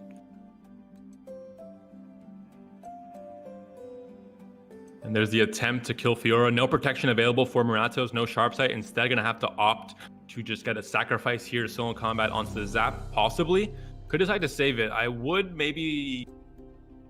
Yeah, I guess if he really values a chance that TF might come in next turn with possibly a suit up with the pick a card being played and a lot of draws coming in. But, well, there just was a fate at the very least. No suit up, though, so no chance to protect it any further. And you're going to have Cythria at 6 attack anyway, which means that there's no chance if TF comes down that he can be protected here. When I see a gold card, yeah, on Cythria, stops the attack, but still Shen attacking with a barriered unit and you know, bigger stat lines than these small walkers from Turtle.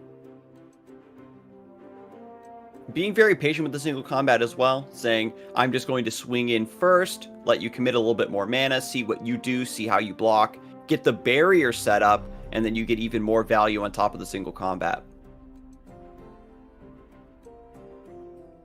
We see Burble Fishes at 2. Not quite enough yet to be played this turn. There's the Twisted Fate being killed. Twisted Fate might not be the win condition here for Turtle, though. We see a lot of elusives. We see there's no Mind Meld now. Actually, I think it was discarded earlier on by one of the rummages. It seemed like it was just going to be too late for that to come in. But we don't see a sharp sight to block elusives. And there's a whole army of them coming in next turn. Yeah, rewarded. Because Twisted Fate was played after the pick a card, they went for gold card and not blue card. I think that Moratos is fully aware now that Turtle is not relying on this Twisted Fate for leveling up and being any sort of win condition from this position. So heavily rewarded there to take out the Burble Fish. One less elusive. We can see from Moratos' hand, no sharp sight. Fiora and sharp sight are the key cards that this deck needs in order to keep up with this win condition. Single Combat and Spirit's Refuge are the cards that might save Moratos here if he's patient enough to keep mana up. He needs to keep up 6 mana. Single Combat will still be important in taking down 1 unit, but we're going to see 4 Burble Fishes come down, and TF might even be overridden. That's how strong this board will be from Turtle if mana is committed here. And he has to get excited and Parley both as you know, burn possibilities for next turn, even if he doesn't win on this open attack. Yeah, Moratos setting up the Fiora here. I wonder if Fiora Golden Aegis is the line that Moratos is looking for here. With Cythria in play, you know, potentially a lack of fearsome blockers, you can push through a lot of damage. And so here it comes, Golden Aegis being put on the Fiora. You can now get excited, though. You get excited, you kill the Fiora, and there's only 1 mana up for Moratos. So could be a very rewarding play if you think you're going to be lethal this turn, but is also a risky play that can be punished. Yeah, go for the Golden Aegis. The Get Excited is going to remove Fiora regardless of what the Aegis target is. But if you went Aegis on Shen, you know, then you're just sort of guaranteed to get the value out of this barrier, so to speak. And then you just simply give the barrier to Fiora with the Shen. If Turtle does go for the Get Excited here, they can't go for double Iterative Improvement and decides to just let that resolve. Says, I have the attack token anyway.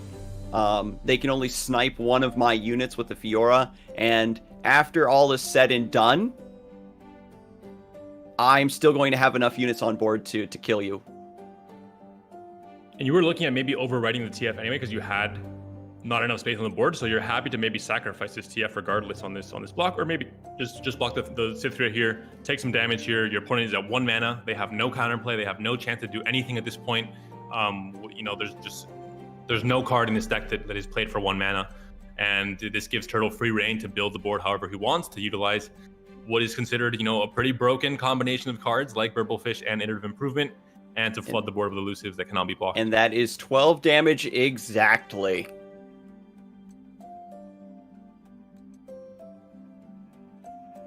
And even if this wasn't a kill, you still had, get excited. You still had some burn spells in hand and the chance to draw more potentially next turn. So TF is a very strong deck, and we talked about it a little bit briefly before this match, and now it has been proven here by Turtle. In Man, case anyone was still wondering, we were talking about how awkward that hand was. And man, I don't know how, this looks like they could be behind. There's Fiora coming down early, and it just wasn't enough, right? To pick a card to reload, to fish through the deck, to pick a card into Rummage, I believe, even with Twisted Fate not being part of that equation, being an additional threat with the win condition, was really all was needed. The gold card to stop that Cytheria swing, right? That extra damage not going through.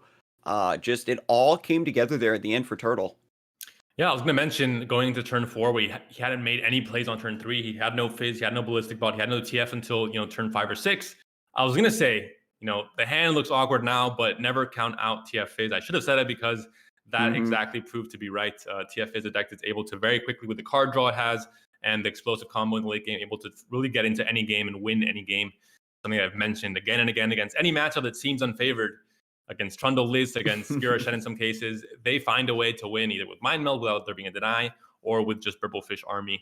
But that is the win there for Turtle. We're checking out the bracket to see how the rest of the matches have gone in the semifinals. We see Ultraman, of course, taking down Krisheka Mizume 2-1, and Turtle back in the winners final, trying to make a repeat here, trying to win that and find a spot in the grand finals.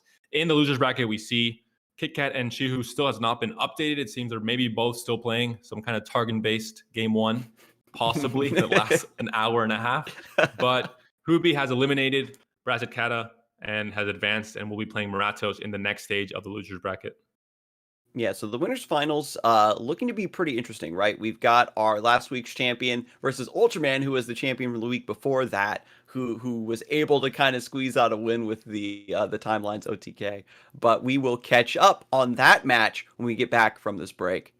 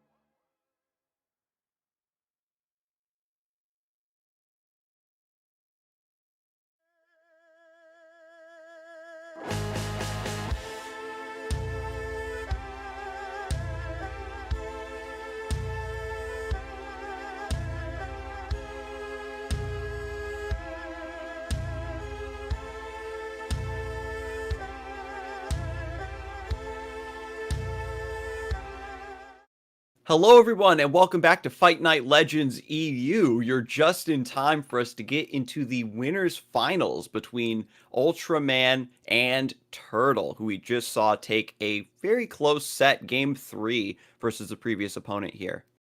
And these are, of course, two very known competitors, two past winners. So they have all the experience and all, and they've proven their skills already. They're here to really just match up two Titans matching up in the winners' final.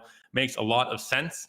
And we'll see who can end up taking it. Two very different lineups as well. Turtle going for the tried and tested and true and everything you want to add to these, every adjective you want to add, because Fiora Shen and TF Fizz are two of the scariest decks that exist in I think Runeterra's history. And for Ultraman, going a bit more of an aggro slant with discard aggro, also very tried and tested in the aggro variants, and SI Azir aggro, which is a bit of a newer deck coming in with Shurima, of course, and Azir, but still very, very strong. And we can see why here. The list just, hit the ground running. The addition of Dunekeeper to the game just rounds out this aggressive lineup well. The aggressive Shadow Isles package, Cursed Keeper, Ravenous Butcher, Blighted Caretaker has been, ruining people's days on the ladder for a long time, but now you just have this sweet one drop to round it out and Azir to keep up that continuous wide pressure. Thanks to Unto Dusk, you have a little bit more card draw alongside just Glimpse Beyond, which was sort of a thing in the past where these decks would run out of fuel. And with the addition now of Stalking Shadows and Ruinous Path, we have this deck that has a really explosive beginning and then the ability to reload to finish you off in the mid stages of the game. And it's a deck that's had many different variants. Once Shurima came out, once cards like Dunekeeper came out, and again, I think this combination of cards with Cursed Keeper, Ravenous Butcher, and Blighted Caretaker were already very, very strong, but were only really found in Endure decks because of the aspect of all these units dying.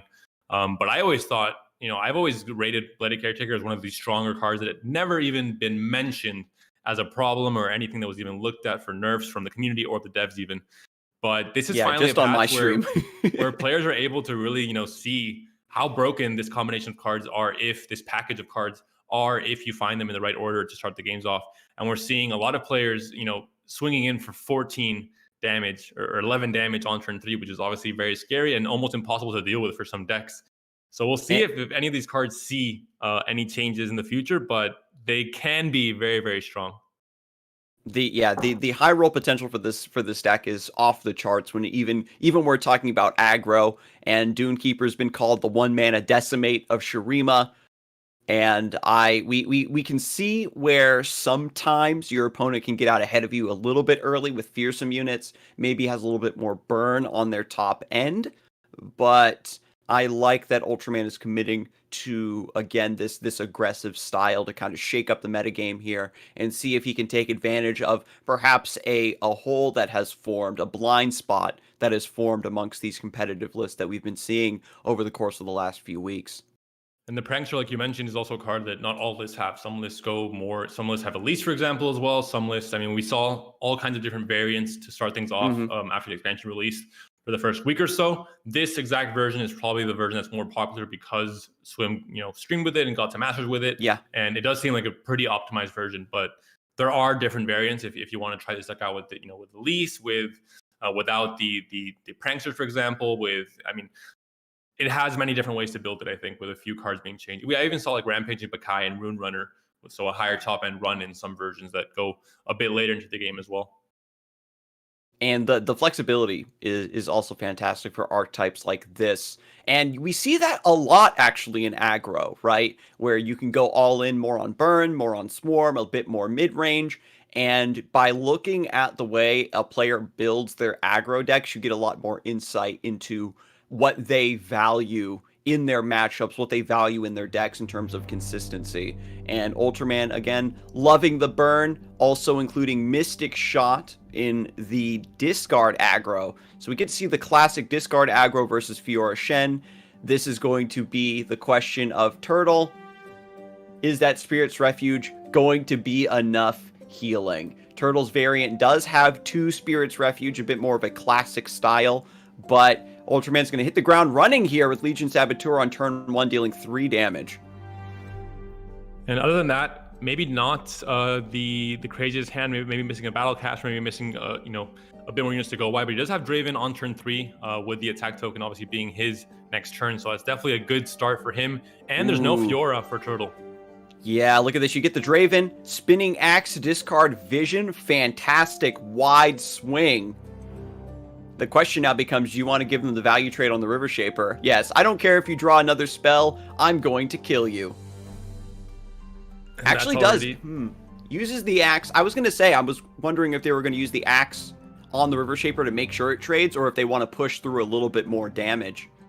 And similarly to SI Aggro, there's a Azir deck.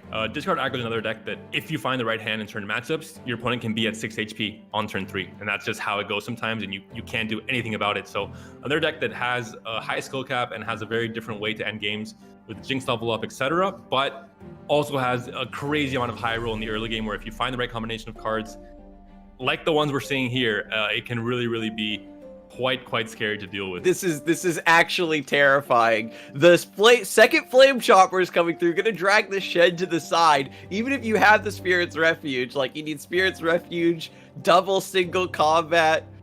Turtle says, no, okay, I'll just take my L, and we are already on game 2. Is that the fastest game in EU history so far? It might be, and listen, it was a non-game, but if you ask me, do you want to see a game like this, or do you want to see Lobster playing TFFLios for 2 hours? I love Lobster, and I love him as a player, but I would prefer this experience. Although it was a non-game, it does occur sometimes in these decks where some hands are so high roll and some matchups are so lopsided where you don't have sometimes 1 or 2 drops for Fiora Shen that the games are non-games. There is no decision making. There is no amount of counterplay that you can Turtle can be a machine that plays at an optimal level. He would have lost that game every single time because there was no sequencing of plays that could have possibly gotten even close to winning him the game. And so we're going to see Fiora Shen get another shot at taking out an aggro deck. We typically saw, again, when it comes to these Azir variants, you are sort of forced to attack, right? A lot of your main attacking force is ephemeral, so you need to commit to these big swing turns with the Blighted Caretaker, etc. And if Turtle gets an early Fiora in play with the right spells to protect her, you're sort of marching to your own doom, which we saw, I think, notably a couple weeks ago in Fight Night, where a Azir aggro deck fed a Fiora, and she got her OTK condition over the course of like 1.5 rounds, essentially. And look at the hand now for Ultraman. It shows that his lineup, maybe not entirely on purpose, but was built around 2 decks that are incredibly high rolling. You can high roll the Nuts hand and win turn 3 against any deck in the game, or you can not draw the right cards in the right order like we're seeing here, and have a very timid opening from Ultraman for a deck that is aggressive. Again, still with the Bark Beast, not finding the greatest plays here. You can now Blighted Caretaker. It will be a big swing, of course, but not really the most explosive opening we're used to seeing with this deck, and gives Fiora Shen a bigger window to answer and to try and claw back into the game and stabilize. And Bark Beast, it is a strong, one of the stronger outcomes here, thanks to the Sand Soldier off of Azir. However, in this mid stage of the game, developing into Fiora Shen, when you potentially can get some damage around the side on an open attack, is, the options need to be weighed here very carefully. We've got the Blighted Caretaker, but no good targets to sacrifice. I guess you could scoop up a Bark Beast here. Your other one does get buffed up to a 3/3, Azir potentially being able to swing through, and you can just pull these, the Shen and the River Shaper to the side. It's not as damaging as perhaps you would like, but you at least are starting to kind of crank up the clock and put some heat onto Turtle's opening here in the mid game. Yeah, I mean, it's still a very strong turn to 4 attack. This is still something that you don't want to see if you're playing against aggro. It's still a scary board state, but it could be scarier. And this is what we're talking about with these decks that have the chance to just create non-games in the early game and just outright win, or have the chance to play, not high roll as much and play a bit more of a fair game, which I think this one will be. Doesn't mean the Ultraman's necessarily going to lose this game or that he's in a losing position, but it's not going to be as just 100% win as the last one was. Glimpse Beyond being cashed in against the River Shaper, right? Doesn't want to get the value trade, give the value trade to Turtle to draw 2 spells, even though we talked earlier in the broadcast how that's a really important card for sidestepping Fiora. When your hand is kind of this mediocre, you need to start fishing for key cards. In this position, you're looking for those Blighted Caretakers, for Cursed Keepers, to try to get more actual big attack numbers on the board, potentially even trying to find that Prankster to get some burn through on the top end. I would have maybe liked to see the Glimpse Beyond being saved to counter Spirit's Refuge. That's maybe the scarier thing to watch out for in this matchup. Maybe that River Shaper draw would have been a Spirit's Refuge anyway, so maybe that's the thought process there for Ultraman. But that is really the scariest thing, and this is why maybe you don't want to accept. I think you maybe don't want to add blockers to the stack and give Turtle a chance to play that on his attack token turn and just accept whatever he commits to. That way he doesn't have a chance to play anything. Unless you preemptively play Spirit's Refuge, which would be a bit awkward maybe in terms of counterplay. Yeah, the Spirit's Refuge, very, very key. Despite the awkward opening, Turtle is hitting this mid-game stride quite well, but is down to 11 HP. So one Spirit's Refuge, even for not even a lot of attack power, heals for a ton here.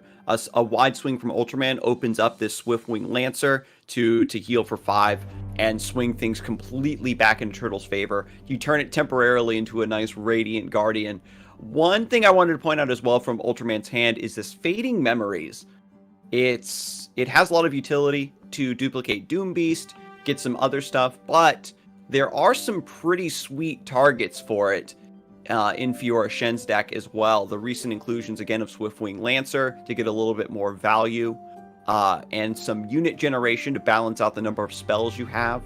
A Cytheria pickup could also be really nice with this deck's ability to generate a wide board, but the swing's just going to come through. Spirit's Refuge not being considered at this moment. It seems like Turtle's happy enough with the fact that he has both Single Combat and Spirit's Refuge. He has a chance to kind of proc that heal outside of combat. He has to be careful though. I mean, burn is very much a thing in this list for Ultraman. He doesn't have Decimates. He doesn't have the more usual avenues for burn, but he still has Doom Beasts. He still has the Unto Dust, and he still has a Ruinous Path. So you have to be very careful. If a Glimpse is drawn to deny whatever possible Spirit's Refuge or Single Combat play is made, he could be in trouble. But it looks like he will be able to get this off here. And now if a Glimpse is played in return, he has the Single Combat to capitalize. Yeah, you've got Fading Memories on the Doom Beast into Unto Dusk to draw another card and proc that Nightfall. And if Glimpse comes off the top here, it's going to force a Single Combat for Turtle to get this healing. If a second Unto Dusk was drawn, that might have been a bit more problematic, but you still have Single Combat regardless to deny whatever it is that happens there. So there's the stabilization from Turtle. Just again, that little bit of extra healing to buy you the extra time you need to get that a couple more units in play, to rally with the Golden Aegis like we see in hand right now, to maybe hit that Bright Steel formation and go through for the throat. Turtle thinking about it. Golden Aegis is so ridiculous here because then you can give a barrier to Swiftwing Lancer, you get another rep of the lifesteal, and it looks like Turtle's definitely running away with the game at this point. And this is where you have obviously no Glimpse Beyond, no way to deny this damage from the 5-1 here. There's really nothing he can do here. He's going to have to take the hit. Of course, it has Challenger as well, so it can challenge whatever unit it wants to.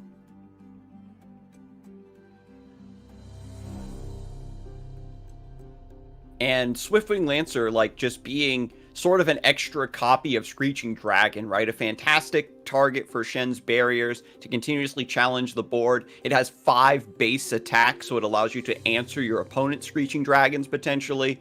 So all in all, a fantastic inclusion that got usurped by Screeching Dragon, but has begun to find its way back into the list after all this time. And Ultraman now has to climb the mountain a second time. Things have been reset, but now both players have much more mana to work with. The Doom Beasts are trying their best to duplicate themselves as much as possible to get this burn through, but it might not be enough. Turtle does have another Spirit's Refuge in the list. That's the biggest thing. You have 2 copies, so Ultraman, he might not think it's going to be in hand, but it's still a possibility. He has to maybe play around it to some degree, leave this Glimpse mana open. There are now 2 Single Combat, so if it is found, you'll be able to very easily play around any kind of Glimpse Beyond from Ultraman if you're Turtle. We'll see if there's going to be enough burn here. It might be I was going to say, there was no chance, but with the Prankster also on the board, there's maybe a chance now. Still in combat here will deny this draw very, very easily with Cythria possibly. You do get the 4-3 coming out. That is, maybe a plus.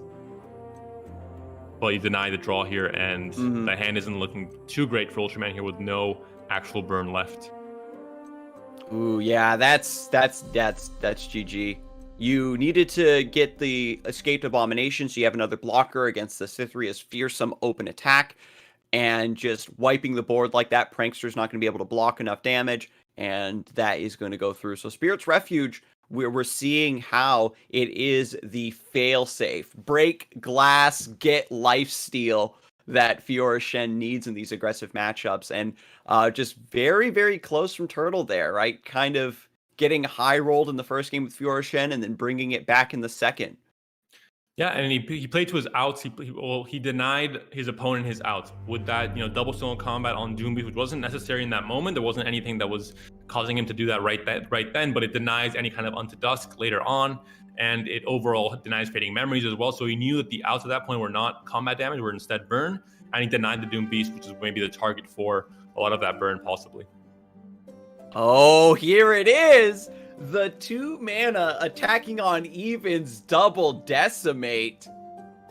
Turtle can develop 1 Poro here to stop a portion of this damage coming through. So Ultraman already off to an extremely aggressive start.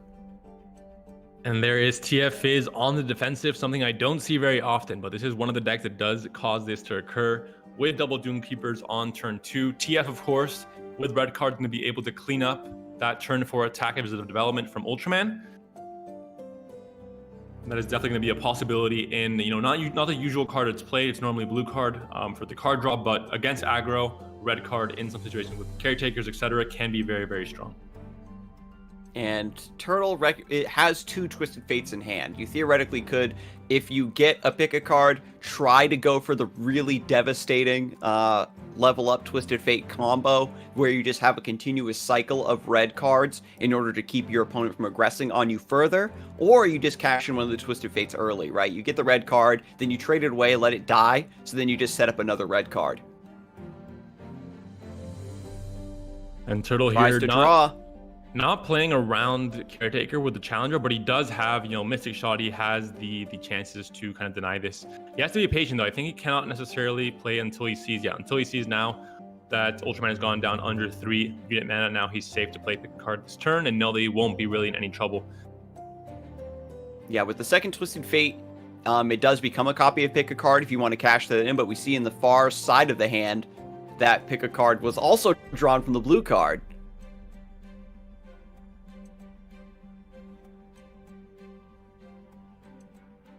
And we'll see what Ultraman can do, but 5 mana being wasted here. Can't get a Slay on any of these units this turn to use Ruinous Paths.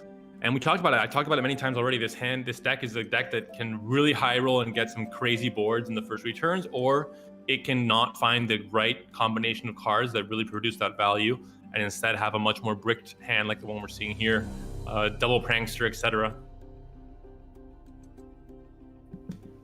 And now with Pick a Card through, there is no Rummage. Hang on, looking for the stress testing, drawing some cards. It's close. Once that Pick a Card goes through, the Twisted Fate is so close to leveling that anything that you try to do to kill it, they just level them up on reaction to that removal. Blighted Caretaker is going to come through to try to stabilize this. It looks like Turtle low-rolled a little bit, right? Not getting the Rummage to fully level Twisted Fate, but we do see the Suit Up in hand. Once you draw that many cards off Pick a Card, it just ups the chances that you get that discounted Suit Up. So Twisted Fate is going to survive this swing, and Ultraman just trying to push through as much damage thanks to this double Fading Memories Prankster play. And that'll be Turtle going down to 3 HP after this turn resolves, with the Ruinous Path coming in, setting him down to 4. And the last kill here on the Ephemeral Prankster getting, 1 more point of damage there, down to 3. So all of a sudden, is this enough for Turtle to win this race? I'm not sure it is. You're going to have possibly a Doom Beast here. You can find double Doom Beast and still have 6 mana to use it. You have the Ruinous Path as well if you get a Slay effect off. and you still have the Prankster on the board. If any kind of trades happen, that'll be benefiting you as well. Stalking Shadows. Ultraman, I think, has a 100% hit rate on Stalking Shadows into Doom Beast. There was one game, I think it was Stalking Shadows into Doomkeeper, but it's tough. Even if he doesn't find it, if we see a Caretaker from Ultraman, a level up from TF and a red card would be GG. He would kill himself with the red card killing 3 units. So we'll see exactly what he does here. He has to maybe Prankster and Mystic Shot the Prankster as well. Yeah, we see the burn potential from Ultraman, and Turtle just doesn't have the resources right now. Has put so many eggs in the basket of leveling up Twisted Fate that you don't have the utility to respond to this. And there it is. Thanks to the Blighted Caretaker, you have the ephemeral units. No Get Excited to remove this Prankster from play. And Ultraman managing to come through with the burn there in game 3. And those are 2 decks that, again, on a good day when you draw the right cards, you can win against anything, maybe similar to TF is, but they are decks that can have some problems not being consistent, even though we've seen times when they aren't consistent with both TF is and this Azir deck. You're still winning because you might still draw into the nuts hand later on. It's a deck that really synergizes in a way that it's always going to have outs going to the late game with the burn capabilities they both have. So a strong win there from Ultraman, showing that Aggro is very much alive. He cements his place in the grand final as well with a 2-1 win in this series. And Turtle, unlike last week, drops now to the loser's bracket and has to try and fight his way back up into the grand finals. And we'll see, if Turtle can make the run, get that grudge match. But we're actually going to be jumping into another game. It's Shihoo versus Mizume. They're jumping in, aka Krisheka, jumping into their next round. We saw Shihoo get kind of high rolled, unfortunately, sent down to the lower bracket, running that Fiora Temple deck. So we'll see how this deck fares now. This lineup with the Trundle Lissandra into Krisheka's mid-range and aggro lineup. And this is, of course, because Shihoo took so long to finish his first round of the loser's bracket. This is just the second round starting now, I believe. So a bit of an odd pacing here with the aggro decks, obviously already finishing the winner's final with the loser's bracket still being very much behind. We're hoping to catch up here with game 1 of Krisheka versus Shihoo.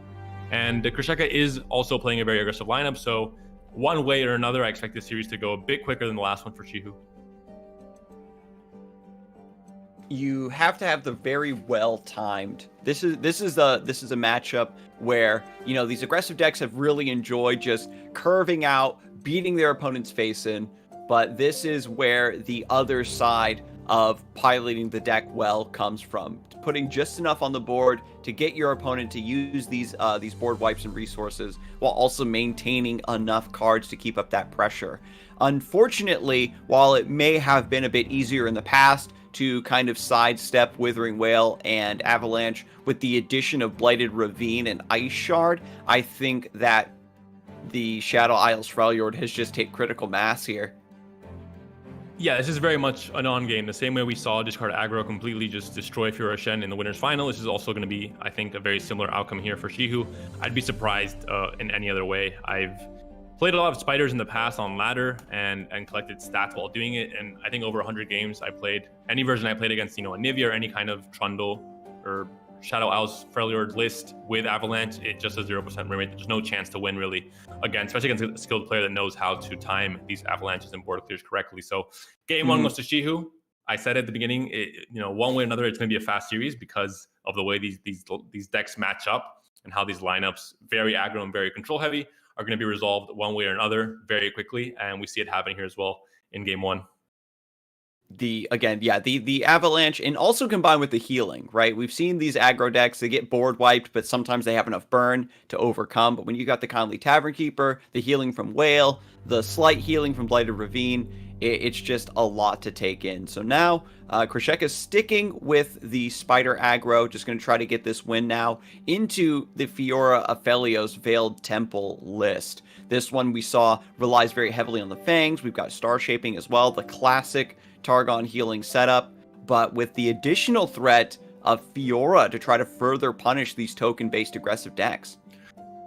And this is a lineup that when we saw him playing it initially, he did lose in that very first series of the tournament against Moratos in the quarterfinals. But when we saw him playing this lineup, I knew right away that if he ever faced Krisheka or Ultraman, he would be very favored because he has a lineup that is, in theory, going to do very well with a lot of lifesteal, a lot of health gain, and target now as well, and Fiora to punish these token-based decks that use a lot of very small units that go very wide, which are easy pickings for Fiora. And it might be the case here. Sometimes, of course, you don't draw the right card in the right order for target, and you don't have enough heal to sustain before the aggro just takes over. But in this case, I think with enough blockers here on turns 2 and 3, it should be fine here for Shihoo. And you have to remember too, these sort of aggressive decks were kind of brought as a theory to punish Veiled Temple, right? If you were potentially to take round 4 here to just play Veiled Temple, not develop anything else, you'd be massively punished. Look at all this damage coming through.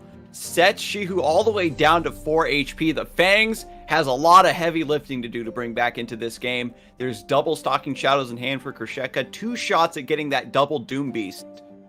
And this is the turning point here. This is obviously, that was the last swing where you really go wide for Krisheka. Now Shihoo has a chance to take over the board, to use his spells and his lifesteal unit to try and get his health back a little bit. But like you said, this is, I think, lower than Shihoo would have liked to go. I think it's maybe you're usually aiming to go maybe to 8, 9, 10 HP. At this point, being at 4 is a lot more problematic. You don't have that window of time to catch back up. You have to really start healing immediately because, like you said, Doom Beast can be a thing next turn. Moonglow being considered here by Shihoo. You give extra HP to the Fangs, increase the chances that it survives for multiple reps of healing. We do have the Zenith Blade to give it more HP. We've got the single combats and the concerted strike. The tools are all there for the Fangs to heal for 9 HP, 12 HP, and stabilize from this position. But this is a 1v4. I'm not sure I like the horror here. I think I would have preferred seeing a Stalking Shadows played and then seeing what you draw next turn and deciding how to use your mana that way. Maybe you draw Decimate, maybe, I don't know. There might have been a different avenue here. Going on board now, I think, is maybe not the I mean, I don't think you're going to win through the board at this point because Shihoo will be able to take over in the next few turns. Keeping the mana open also threatens Shihoo from going for single combat here against, like, say, Noxian Fervor. But at the end of the day, just having another body in play to threaten damage around the side alongside the direct damage of the Saboteurs. Like, triple Saboteur is a monstrous roll, right? Getting 1 Saboteur is okay. Getting 2 Saboteurs is like very frightening for the opponent, but getting all 3 working in tandem, this amount of direct damage is huge. And here it is. Doom Beast is coming through off of the Stalking Shadows. And you have Pale Cascades and Single Combat if you want to push more damage. As long as 3 mana is up for Krisheka, that means that Shihoo has to be very careful. He's going to be thinking about, well, never mind anymore, about Noxian Fervor to try and counter the lifesteal. But in this case now, Krisheka has kind of shown his hand. He has Doom Beast, only 2 mana left, and he has no Glimpse Beyond in this deck. So he has really no way, I believe, to counter this lifesteal attack from the Fangs here.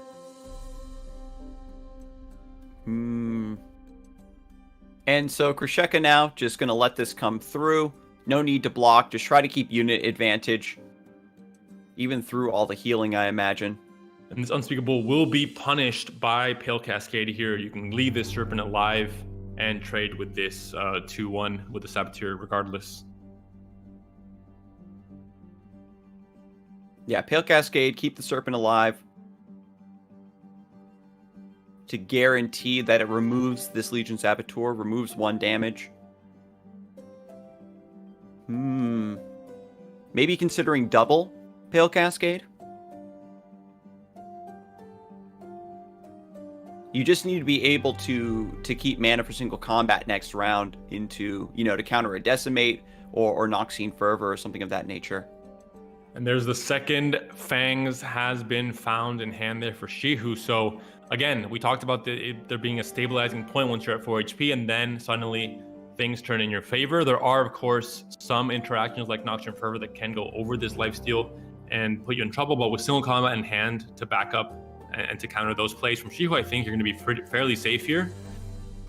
It looks like a more dangerous position than it is, really. Yeah. Because Krisheka is tapping out by using the Unspeakable Horror here, You can just go for 4 heal and then single combat to heal for 8.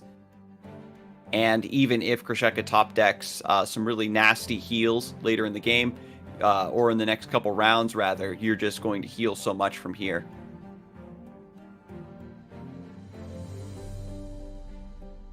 Again, no glimpse beyond in this list, so you cannot, try and sacrifice the one unit that's going to be attacking the Fangs here. Even if you did, you have a single combat from Shihoo to counter that. So healing back up to 10 here. There's going to be a big attack coming in. You're maybe forced to actually play single combats on the stack, and then you're opening yourself up to be Noxian Fervored and to lose the game because of it. But there is no Fervor in hand, thankfully, for Shihoo. Ironically, if the first Unspeakable Horror had been kept, you could double Unspeakable Horror your own unit or something crazy like that. But I think that Krisheka is just committing, right? Says, okay, you've got the Fangs in play. It's a 4/4 with lifesteal. But I think that with my wide board presence and the amount of burn that is present in this deck, especially with Doom Beast, I think that I can still overcome it. And we'll see how the cards fall here. Shihoo is just doing the math and is probably going to need to single combat and maybe even concerted strike. There's a single combat. A glimpse, a Unspeakable Horror on the Fang would kill it, but there is another Pale Cascade in hand still, so it would be denied if that were played here. It might be something that Krisheka tries to go for here, but it would not be the best play. It would, of course, reduce the life gain from hitting the Doom Beast and would save the Doom Beast as well from dying. If you don't put the Unspeakable Horror on the stack, then Shihoo isn't going to play Pale Cascade and buff the unit up and heal for even more, and you potentially get to save this Unspeakable Horror to deal 1 more extra damage to face. Problem is there is yet another Fangs in hand, so it just continues. Again, we're back to square one. Instead of being at 4 HP now, though, you are at 2 HP, or at 8 HP rather, if you're Shihoo, so you're a bit safer. And your opponent, your opponent still has Stalking Shadow, still has ways to find cards on the late game, but it's going to be hard for Krisheka. Without Noxian Fervors, without the right cards in hand, it will be difficult. Stalking Shadow's getting Grenadier. A little bit more damage being threatened here. And developing the Grenadier now does show that to your opponent, right? That you have just an ephemeral Grenadier in order to summon. And we've seen from Shihoo's deck, the theme has been having only like 1 unit or 2 units in play at any given time, and just using a ton of combat tricks in order to stabilize here. This has been the most like one-man army style deck I've seen so far, and the lifesteal has just been paying dividends. We've got the second Zenith Blade coming through, so this is just a repeat of the previous Fangs. This is his brother Steve, who also is a 4/4 with lifesteal and overwhelm. And at this point, in most cases, once you're able to stabilize for these turns that Shihoo has, the game should be over against most aggro decks. But because you have Stalking Shadows and Unto Dusk and quite a few card draw possibilities for Krisheka, he's still in this. He's still, it's not looking great because now, as we move along, the deck and the game plan gets better and better for Shihoo and worse for Krisheka, but he's still in the game. He still has a chance here at doing something at least. And, actually goes for the Unspeakable Horror. Again, just pressuring this Fiora, saying, what do you have here? Are you going to protect this Fiora? Use your mana up now. And at the very least, this is a little bit easier of a pill to swallow because it's not like what happened previously, where if your opponent has the Pale Cascade, they're also healing for a little bit more. Just keeping a blocker alive, essentially.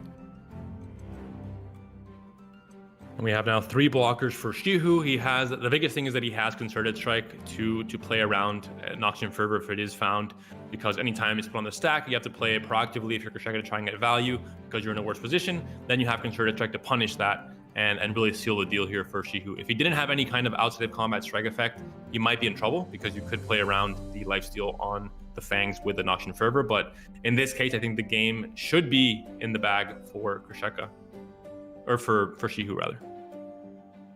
And honestly, I think that little misspeaking there really shows how up in the air this game feels. As you said, it's so close.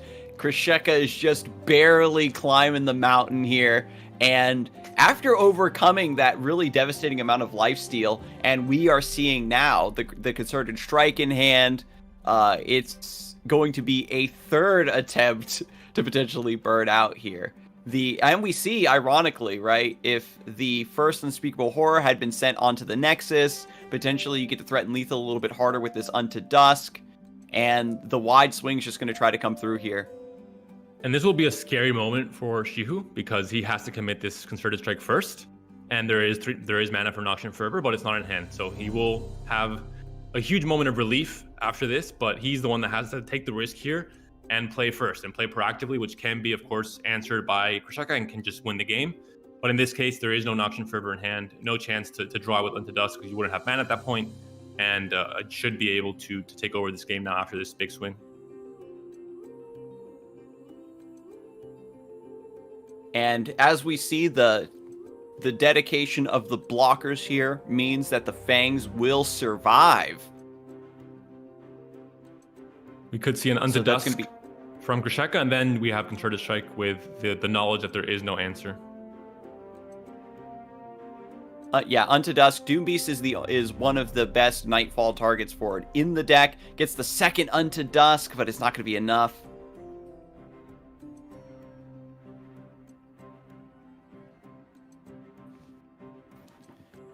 And again, if there was Noxian Fervor or something, Shihoo's just waiting for the commitment there. Going down to 1 HP is scary, but you always just have that insurance policy.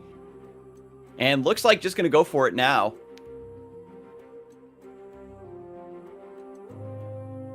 And Krisheka, of course, knows that if there's any answer here, again, this is the turning point where then I think you really can get back into the game with the hand you have and with the board you'll be having with your opponent still having a lifesteal unit and, just a stronger board overall. Unless you draw, even with a Decimate, it wouldn't really be enough next turn.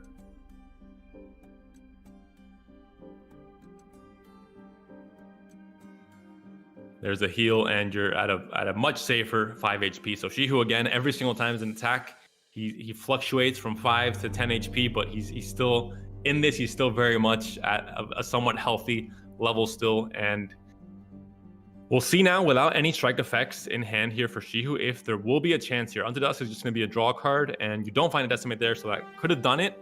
But yeah, there's no Noxian Fervor either, which would have been fantastic at this point to deny the lifesteal from the Fangs. Frenzied Skitterer coming through here just to deny 1 point of healing. Fangs come through. You have to block here. Then Sharp Sight comes through to heal for even more. And it looks like Krisheka is really starting to get demoralized here, and it's just going to concede. And yeah, the aggro lineup loses to the overwhelming board clears of the Freljord, and then the consistent healing of Targon, its two greatest predators. It was a bad matchup going into it. I mean, I mentioned it before, and looking at the decks, you can see that Shihoo's lineup is very much ready to defend against aggro. But I think it shows how these aggro decks, especially Spiders, which is a deck that seems very, very low to the ground, very low curve, very aggro, still was able to fight for many, many turns against all this lifesteal because it's been built in a way now where you have Stalking Shadows, you have Unto Dusk, you have a lot more card draw and a lot more fuel to late game, and games aren't over as quickly as they used to be. So aggro definitely still, I think, a strong consideration in tournament meta in some cases. But in this case, it would be a loss for Krisheka. He's out of the tournament, and that was our last week's runner-up. And Shihoo advances in the losers bracket. And yeah, you really said it. The Spiders, they show they have the sauce. They have the staying power, they have the high roll potential, and who knows if the deck makes a couple cheeky cuts to maybe fit those Glimpse Beyonds back in to get a couple more ways to sidestep lifesteal, and then maybe you've got something that's a bit more prepped for the tournament environment. At the very least, definitely congratulations to Mizume Krisheka for just showing us the potential of these aggressive lineups. We're jumping into game 3 now of Hubie versus Moratos. We've got Aphelios versus Fiora Shen. And of course, the winner here will be playing Shihoo in the next round of the losers bracket run for any of these players. So we'll see who ends up taking it here. Looking at the board today, looking quite advanced. We see Tiana on the board, we see Aphelios on the board, and double Temple. Yeah. Kubi, of course, is our underwater rugby, not professional, but maybe semi-pro, playing it in his free time. And nice, interesting bit of trivia I found out when he was playing in the seasonal. He was able to get top 8 in the seasonal as well. So a player that has shown good results in recent times, recent weeks in this current meta, actually, without there being any changes in the last balance patch. 2 HP, pretty terrifying here, but we do see, as long as you can keep board parity with Fiora Shen, keep up with their rallies, it does feel pretty good. A chance now, actually going to phase into Gravitum to stifle this attack, not going for anything cheeky like Severum. Again, the barrier would stop the lifesteal anyway, so it's better just to prevent this big unit from swinging through. There is 6 mana. There is 6 mana still available here for Moratos, so he has the chance if he wants to deny, he can do it. But he also has Sithri on hand if he wants to commit that instead. Yeah, Tiana Crown Guard is going to be stunned for next round as well. And Aphelios now levels up. And of course, 2 HP is dangerous to be at that level against a deck that has burn, but Fiora Shen is a deck that wins through combat, doesn't have any type of burn possibility. So as long as you're able to defend and have the right blockers and the right defense against maybe a rally effect or Sithria with Fear Stones, etc., you're going to be fine. Especially at this point in the game when you have Aphelios leveled up, you have double temples, etc. This is kind of the turning point. Maybe a bit later than it would be against Aggro, but this is going to be maybe a hard game for a Hubie to lose control of with all this value. Silencing the Sithria is nice here, right? You get rid of that repeated buff, the fearsome, so that your 1/1 is able to participate in combat, and you've got a nice 1-mana crescendum to reestablish after combat. And you can see there was a bit of a sigh of relief there from Hubie because he knows that this was the last kind of scary attack from Moratos, and once he survived this attack, he knows that he should, in theory, be in the clear going forward with Double Temple, with Living Legends, with Aphelios leveled up, of course. And look at the hand for Moratos with not any card draw, really no River Shaper. I think it will be the case. Yeah, trading up into the Shen is massive there. And we'll see how many Boxtopus Hubie has left. The phased weapon you'll get automatically at the start of the next round, thanks to Aphelios being leveled up, and chooses Calibrum.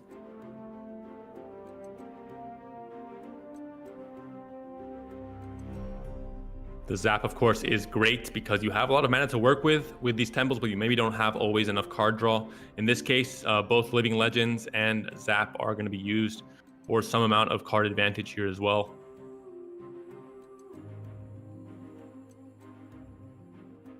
Goes for Gravitum, doesn't want to heal, says, now that I've got Living Legends, now that I've got this Aphelios in play, I could just keep board parity and there's nothing you can do.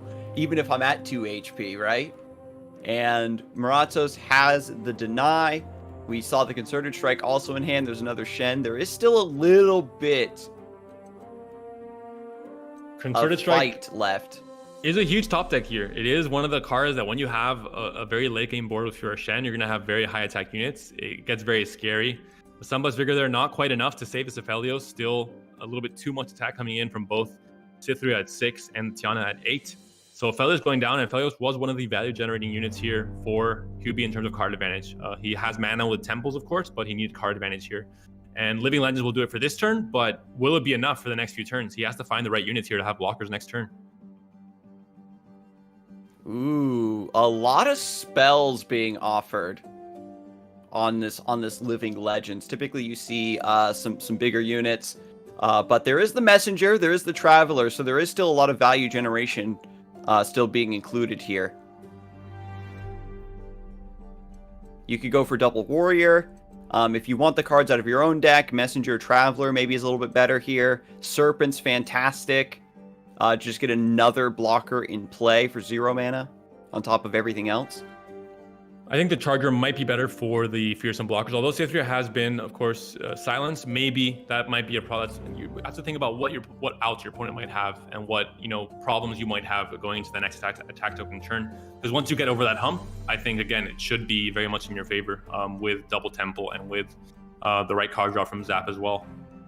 The issue, however, now without Aphelios in play, You aren't going to be continuously cycling these gravitums. Once these cards, these fleeting celestial cards, are cleared from the hand, there's not really a lot going on now for Hubie's board state or hand. So we're still in the dangerous neighborhood of Bright Steel formation coming down to really close out this game. We saw it time and time again. You force your opponent to just trade away the last vestiges of their board, and then just you win on the open attack from there or with a rally. Falling Comet could be the answer to Bright Steel. If you're thinking about a possible rally effect, I think maybe the Traveler is correct for the body. Or if you think you can get the right kills after combat with this Meteor Shower, it might be an option as well. But that's really the scarier thing here. The Bright Steel formation, of course, but also just a rally effect, because you have maybe blockers for one attack, and then you think, okay, I have 2 turns now to have blockers once again. But if there's a rally effect or 2 rally effects, you're going to be in big trouble.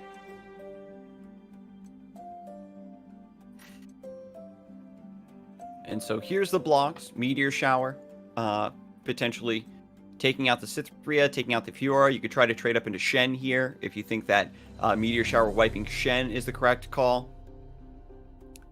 Also, Meteor Shower has a chance to be denied, gives value to deny as well. So I think I still think the Traveler might have been the safer option. I'm not sure if taking, there's heals, there's sharp sights, there's denies, etc. Even single combat, you can get value out of a unit before it dies as well. So we'll see if that's the right choice there. The Lunari Dustbringer was a terrible draw, obviously, at this point in the game, but the Guiding Touch at least lets you cycle and heal up a little bit.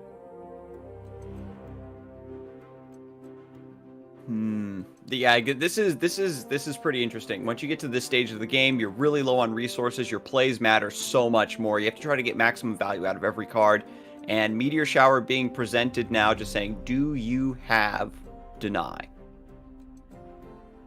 We kind of jumped into this game late, and I imagine that this deny has been kind of languishing in the hand for quite some time. So just get it out. There's just one more card in Moratos' hand, and Fiora Shen, not famous for its ability to reload once it gets to this point, but as long as you have the bodies in play and the value on board, I think you're good to go. Pick a card is a godlike top deck potentially here. And you still have the blockers to survive. You still have some damage with the Zap Spray Fin, and pick card, of course, is incredibly important. You have enough blockers to not really need to have those cards this turn. So you have a chance now to pick card into the pedal and get a lot of cards for next turn and still have hopefully the blockers. I'm not sure about attacking here with Zap. If you're expecting a Sharp Sight, maybe it's a bit risky.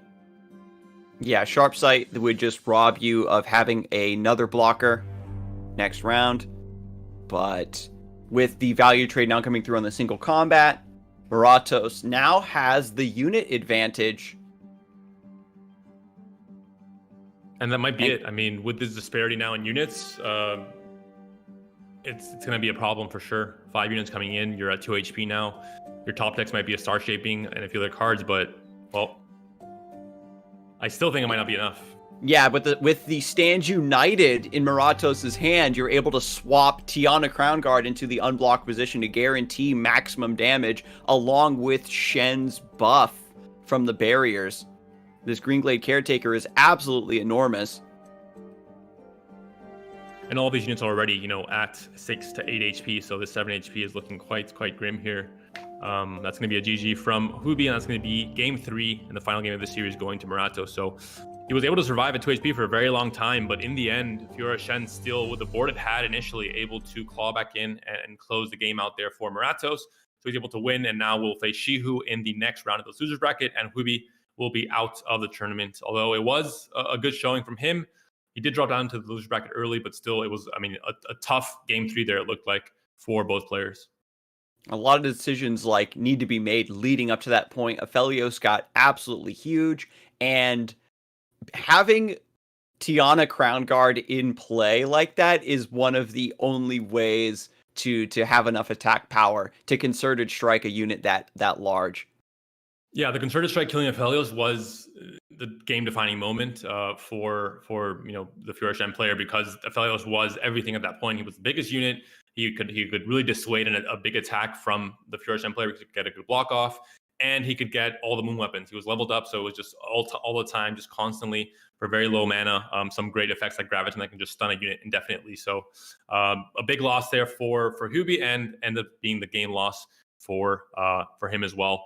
We're going to go to a quick break. We'll be back in 5 minutes with the next round of losers bracket between Shihoo and Moratos.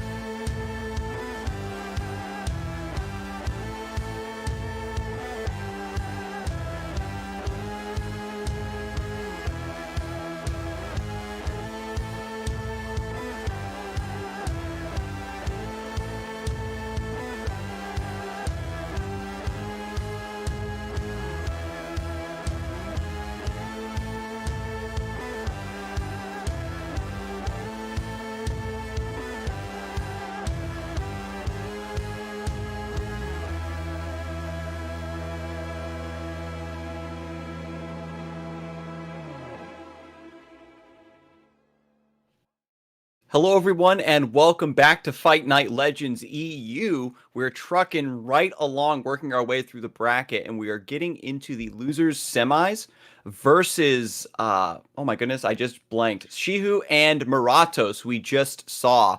Over the course of the broadcast, we've been catching the tail end of Moratos' sets. We jump in, oh, it's game 2, oh, it's game 3, and we've seen the Fiora Shen, but we haven't had a chance to look at Moratos' other list, which is Sivir LeBlanc. A bit more of a tempo-oriented list, kind of doubling down on this mid-range style to complement the Fiora Shen, but a list that has, a respectable win rate, I think, on ladder. A lot of people consider this to be a decent tier 2 deck, and with a little bit of tweaking, it's carried Moratos this far throughout the tournament.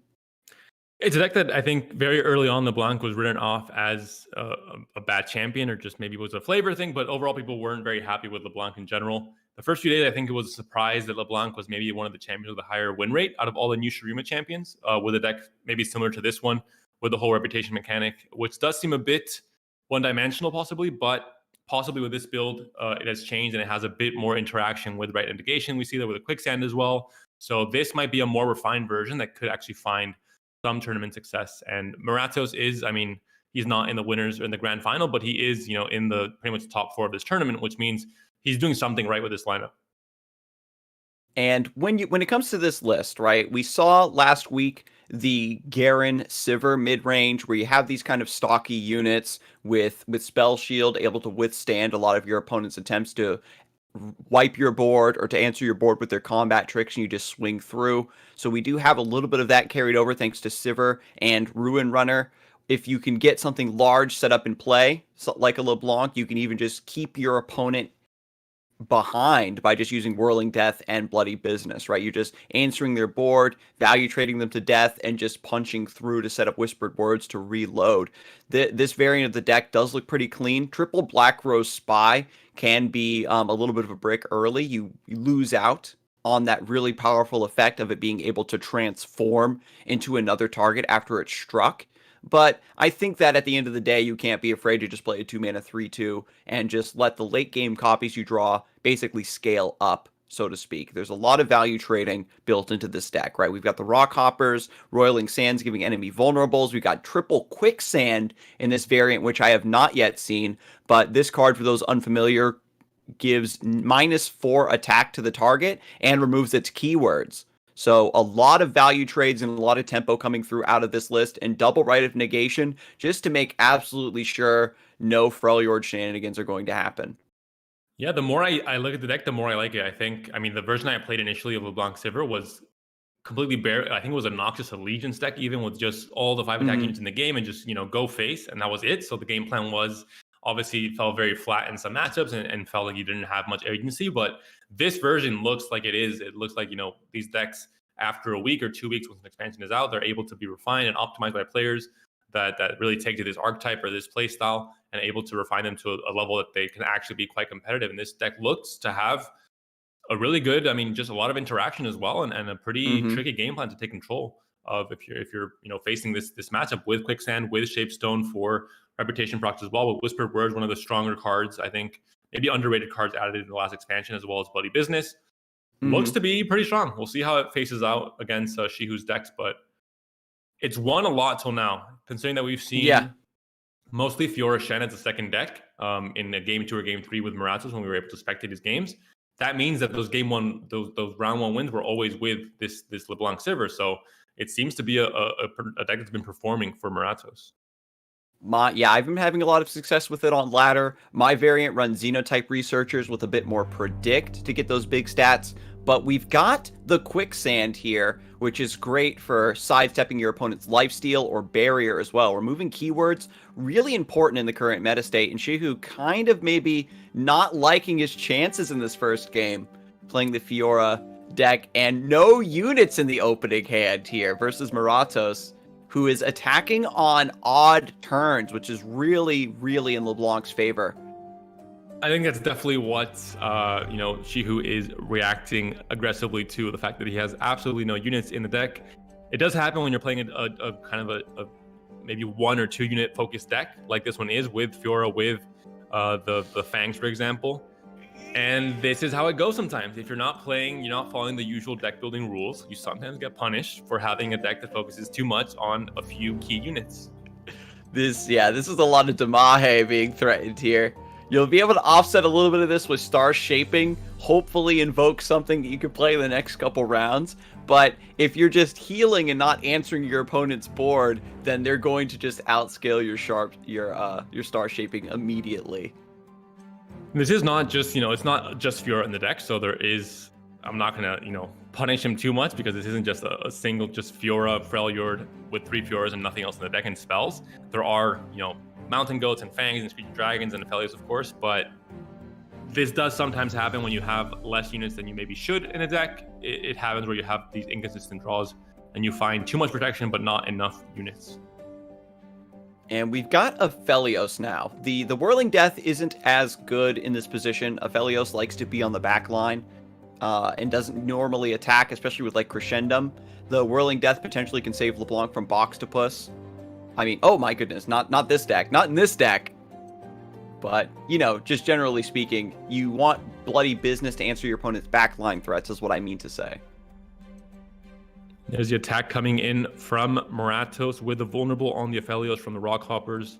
Landmark there, so a very good attack here with the Spell Shield on Sivir, so very hard to interact with this unit at this point. You have 5 mana to work with if you're Shihoo. Yeah, so you can go for single combat here to wipe the LeBlanc at the very least, and pray for, no Whirling Death to counter that. No Quicksand. I mean, there's a lot of cards in this deck.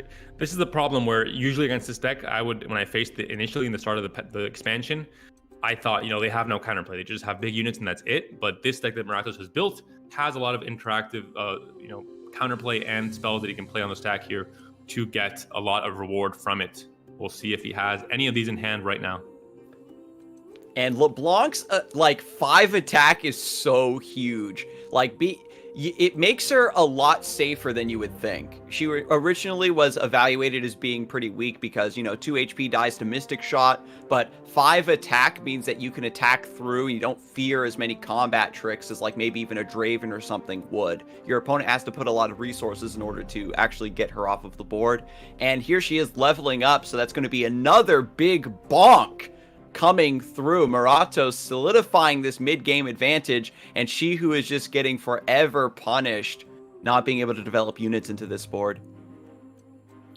And there's a Mountain Goat, but I don't think a Mountain Goat will be able to do it all by himself. We'll see if that's going to be the case here. He can, of course, start shaping as well into possibly a unit, but that it would only leave him with not too much mana left over, so it might be a bit difficult to get that off. Unfortunately, Shihoo does not have the Fangs to set up. Oh, and the Bakai coming through to grant that vulnerable. That's also going to be dragged to the side. Only 2 units have been played by Shihoo at this point, and there's just not enough resources to answer this board. And more so looking at the hand for Moratos, again, he has interaction. He can go for an open attack next turn, and if Shihoo tries to do anything fancy, he can get, counterplayed by Right Negation, by the Whirling Death, by the Quicksand. So it's going to be very tough here for Moratos to lose this game. I think Shihoo can attack here, but I mean, why even risk anything? Just let this go through if you want to. Or if you want to maybe even block and go for a Quicksand, you can do that as well. You can take that risk and see what your opponent can do with 4 mana to deny that. And yeah, now you Quicksand in return. And this might just seal the deal here for Moratos with that -4 attack on this Mountain Goat. Yeah, -4 attack on the Mountain Goat means that your Sand Spinner would still live. You still maintain unit advantage and just drag the Mountain Goat to the side. You can maybe try to go for Whirling Death if you think you can sidestep a single combat here. The Quicksand being burst as well means there's no possible interaction there to deny it in any way. You can't get a Nopify on it, for example, which would be very strong, of course, in any matchup. But it does survive the Mountain Goat, but nothing really happens there. Both players just trade their spells, and it still has vulnerable and still has a little bit less attack. And I believe that is the reputation stat coming through. Yes. So now Moratos has access to the Whispered Words, the Pot of Greed, allowing him to draw 2 cards from his deck, but it might not even be necessary. You can just open attack here, use the Rock Hopper to pull the Mountain Goat to the side.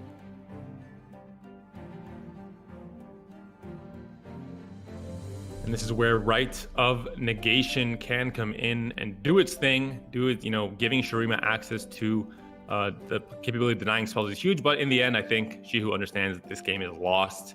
He lost it in the draws early on. It was really a non-game here. And again, Moratos continuing to win with this deck and showing that maybe this is the new kind of like Krisheka's deck last tournament where we saw Silver Garen go off. Maybe now it's Silver LeBlanc's turn. Maybe Silver's actually good. In the end, it's been a bit underrated.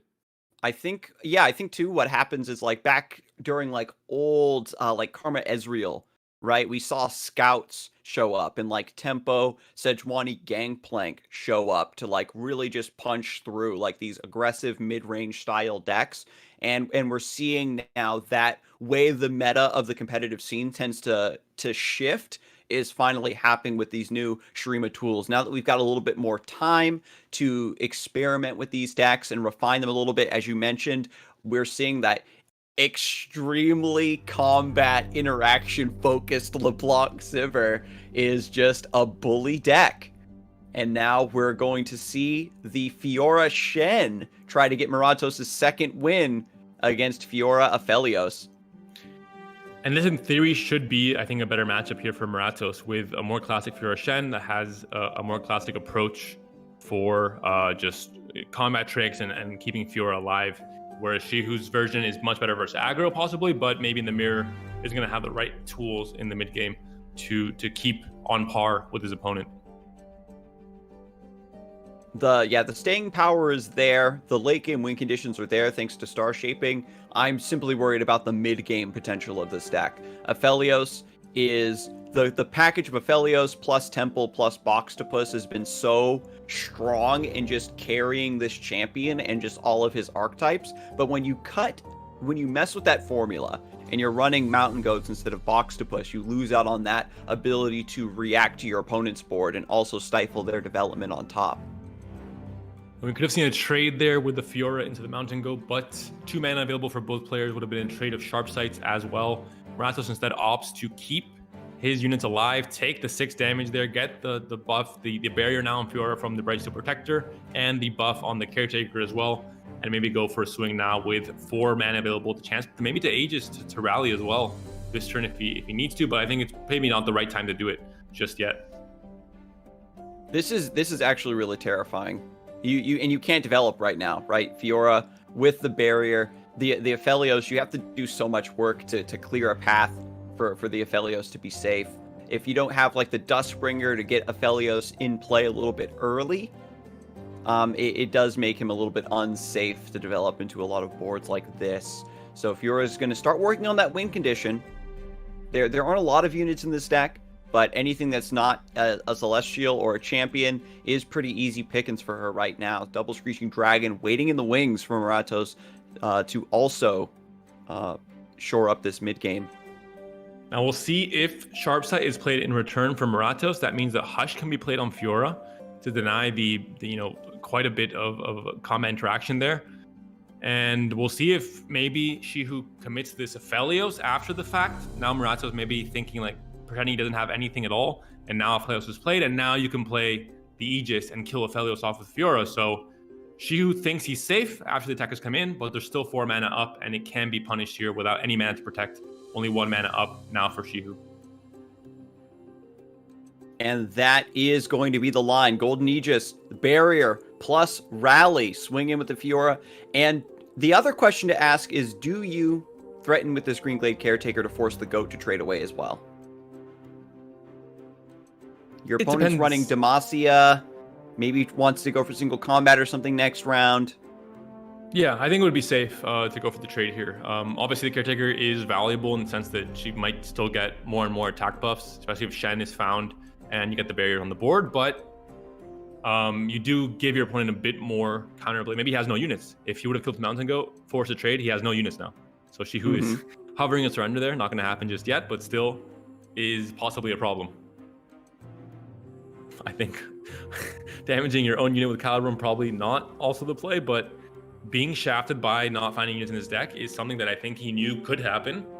with this deck. It could be inconsistent, maybe not as much as it's being right now, but it's definitely a possibility when you commit to these.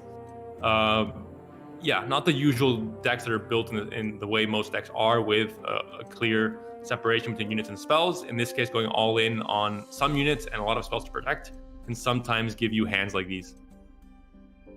I think the Fiora Aphelios is sort of envisioned as getting the Fiora in play very early as a way to punish like these really aggressive and swarmy decks, and then by having the Demacian cards for a bit more combat reactivity, you're able to sort of go toe-to-toe against like the Aphelios Twisted Fate variants a little bit more. And just unfortunate for Shihoo, not finding those matchups and just getting a natural curve just being played against him in a deck that has drawn more spells in total than Moratos has over the course of both games. And that challenge from Fiora there might have been alluding to what I was just talking about, a bit about Shihoo not having any units, for example, which would have gotten the same or even better result if he would have attacked with the Caretaker the turn before. Mm-hmm. But similar thing happening here, where now Shihoo can't really do anything other than heal, like the last game, and is forced to play in a very awkward manner. Ironically, you could take Living Legends here and play it next round, but your hand is so full that you aren't really getting a lot of value out of it regardless. And I mean, you have no units on the board, so you would get no immediate value, and I mean, you would be digging your grave would be too deep to get out of, I think, later on. Veiled Temple coming down a little bit too late. Even without all the units in play, Veiled Temple still was pretty slow compared to Moratos' curve. At the very least, the spell shield on the Destroyer does make it a bit difficult for Moratos to answer. You're going to need something like a Riposte, or to put that Sharp Sight down to trade up into it, which will get answered nicely by Hush here. Yeah, the spell shield is very, very important here. Could have been a blown out turn if not, with certain cards like Concerted Strike in hand for Moratos and the Aegis. But in this case, I think you're gonna be happy that you have that spell shield.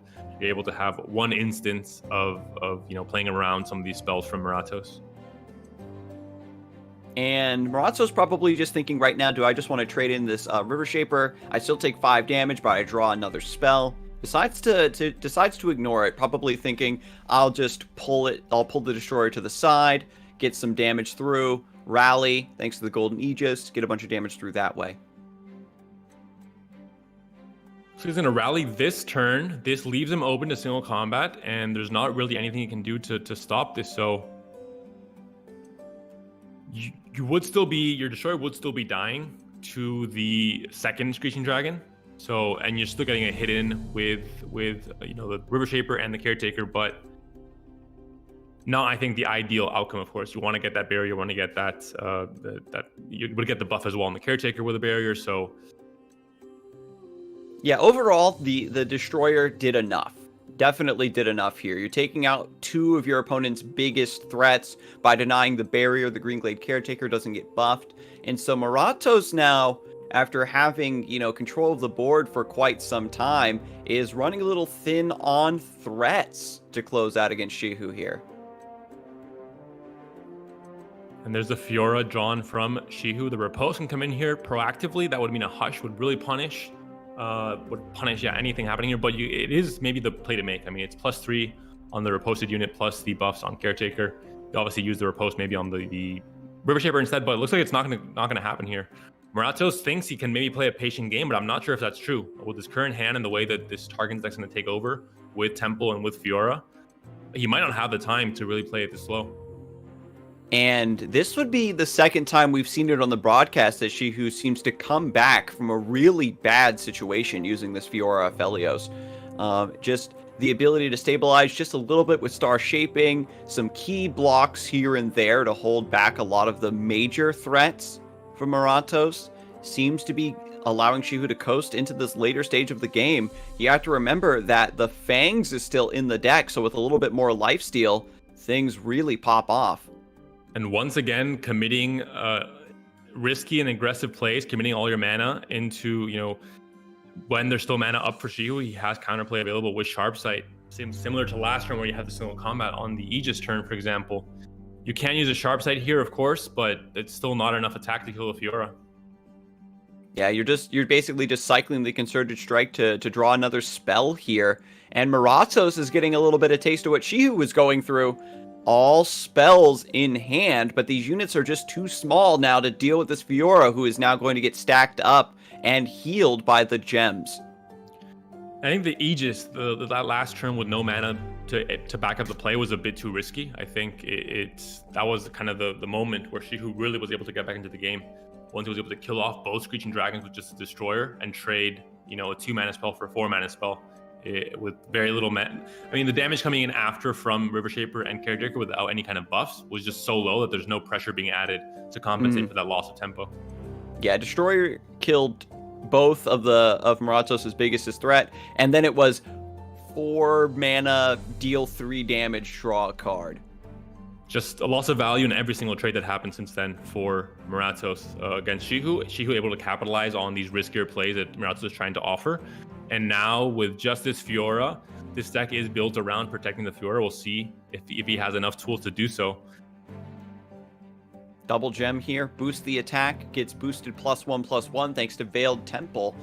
Going up to a 7/5, threatens to survive Sharp Sight, forces a much bigger response. This is something that you've been speculating would eventually happen. Riposte finally being put down here and getting hushed away would be an absolute blowout here. And that's where you kind of get a 2-for-1 or a 3-for-1 with Hush in these matchups by forcing your opponent to play reactively instead. And it'll be the case here as well with double Sharp Sight. Then once you Hush here, you're able to get so much value. You can, of course, still riposte after the fact, after the Hush. But you still take this Hush every day. I think it is just a lot of value here. And then you just have, like... then you're still like 3-for-1ing your opponent. Maybe that's the secret, right? Moratos saying, I'm going to go for double Sharp Sight here to play around Hush, and then try to kill afterward. Try to reestablish the same position from earlier, where you use your opponent's lack of units against them as much as possible, right? To say, I need to just get this off of the board, and even if I don't have any threats, it'll essentially buy me a ton of time, right? It'll take a while for Shihoo to redevelop. And you can use Concerted first and try and go for the highest value Hush in the history of mankind, but there's still 8 mana up. You still have possibility of Deny being there for Moratos. He's trading up 1 mana, 5 to 4. But I think it still is the play. With the mana you have available for Shihoo, you're still fine playing both out here and just trading the Concerted Strike for the Deny, and now the Hush for the Riposte. So a flurry of cards coming through. Shihoo even, taking that extra step with the Concerted Strike in order to get the other out from the opponent. You can see Shihoo's frustration there. Moratos only running a 1 of Riposte as well, but the River Shaper has been alive for quite some time and has drawn a few cards. It's always tricky when you're playing against Fiora Shen. When they have the River Shaper, the odds of them having any of their specific spells just go up so immensely, and you just have to play around it. It's really unfortunate, and Cytheria now to double up on this early play. That'll be GG here. I mean, we can see the hands, of course, but Shihoo has no more plays available for this turn other than just playing Temple. He can't use Pill Cascade on any of his units. He can't use a gem, and he can't use the single combat. So Moratos correctly just goes in for the all-in attack here with Shen, the barriers, and Cytheria, and there's nothing that Shihoo can do here. Will be a game lost in game 2, and Moratos will advance to the next round of the losers bracket. Despite everything, Shihoo really was about to come back into that game. Without the 1 of Riposte, being very specific about holding that Hush over the entire game, got immense value. But Moratos, after spending so much time being ahead, it also allows you to save cards and resources. And so when both players were forced into a situation where they had to lay their cards on the table, Moratos had the resources to come out on top during that exchange of combat tricks. And that comes down to not drawing, I think, the enough units for this Fiora Aphelios deck for Shihoo. Maybe the deck not being consistent enough to see tournament play, where it can just give you a lot of non-games because you don't draw any units at all. that maybe just could be bad luck, of course, for Shihoo. Maybe not the usual outcome, but did really affect him in these 2 games against Moratos and did essentially lose him the series here. So something to watch out for if you're going to be playing that deck as well. But Moratos does advance. We're going to check out the bracket and see how it looks. But he will be playing Turtle in for the move on to the grand finals against Ultraman, who's waiting there patiently. But that is the top 3 already set in stone for this tournament: Ultraman, Turtle, and Moratos. We'll be going to a short break. I'll be seeing you guys in just a bit with the Turtle versus Moratos losers bracket final matchup.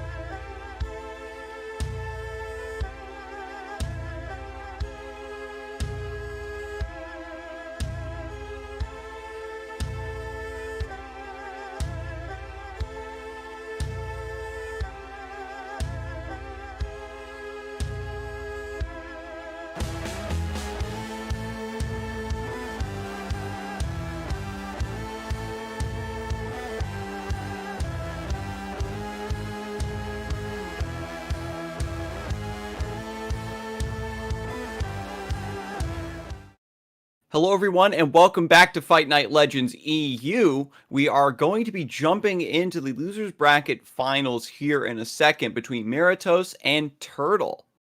And Moratos being kind of a new player, at least for me, seeing him competing in the big stage, especially in Fight Night tournaments, has not been here before. A player we don't know too much about, but he's 28, he's from Germany, and he's already in top 3. So a lot of these players that make their debuts in maybe a Fight Night tournament or in the bigger European competitive scene in general seem to have some pretty good results to start things off in their careers in the Runeterra esports scene.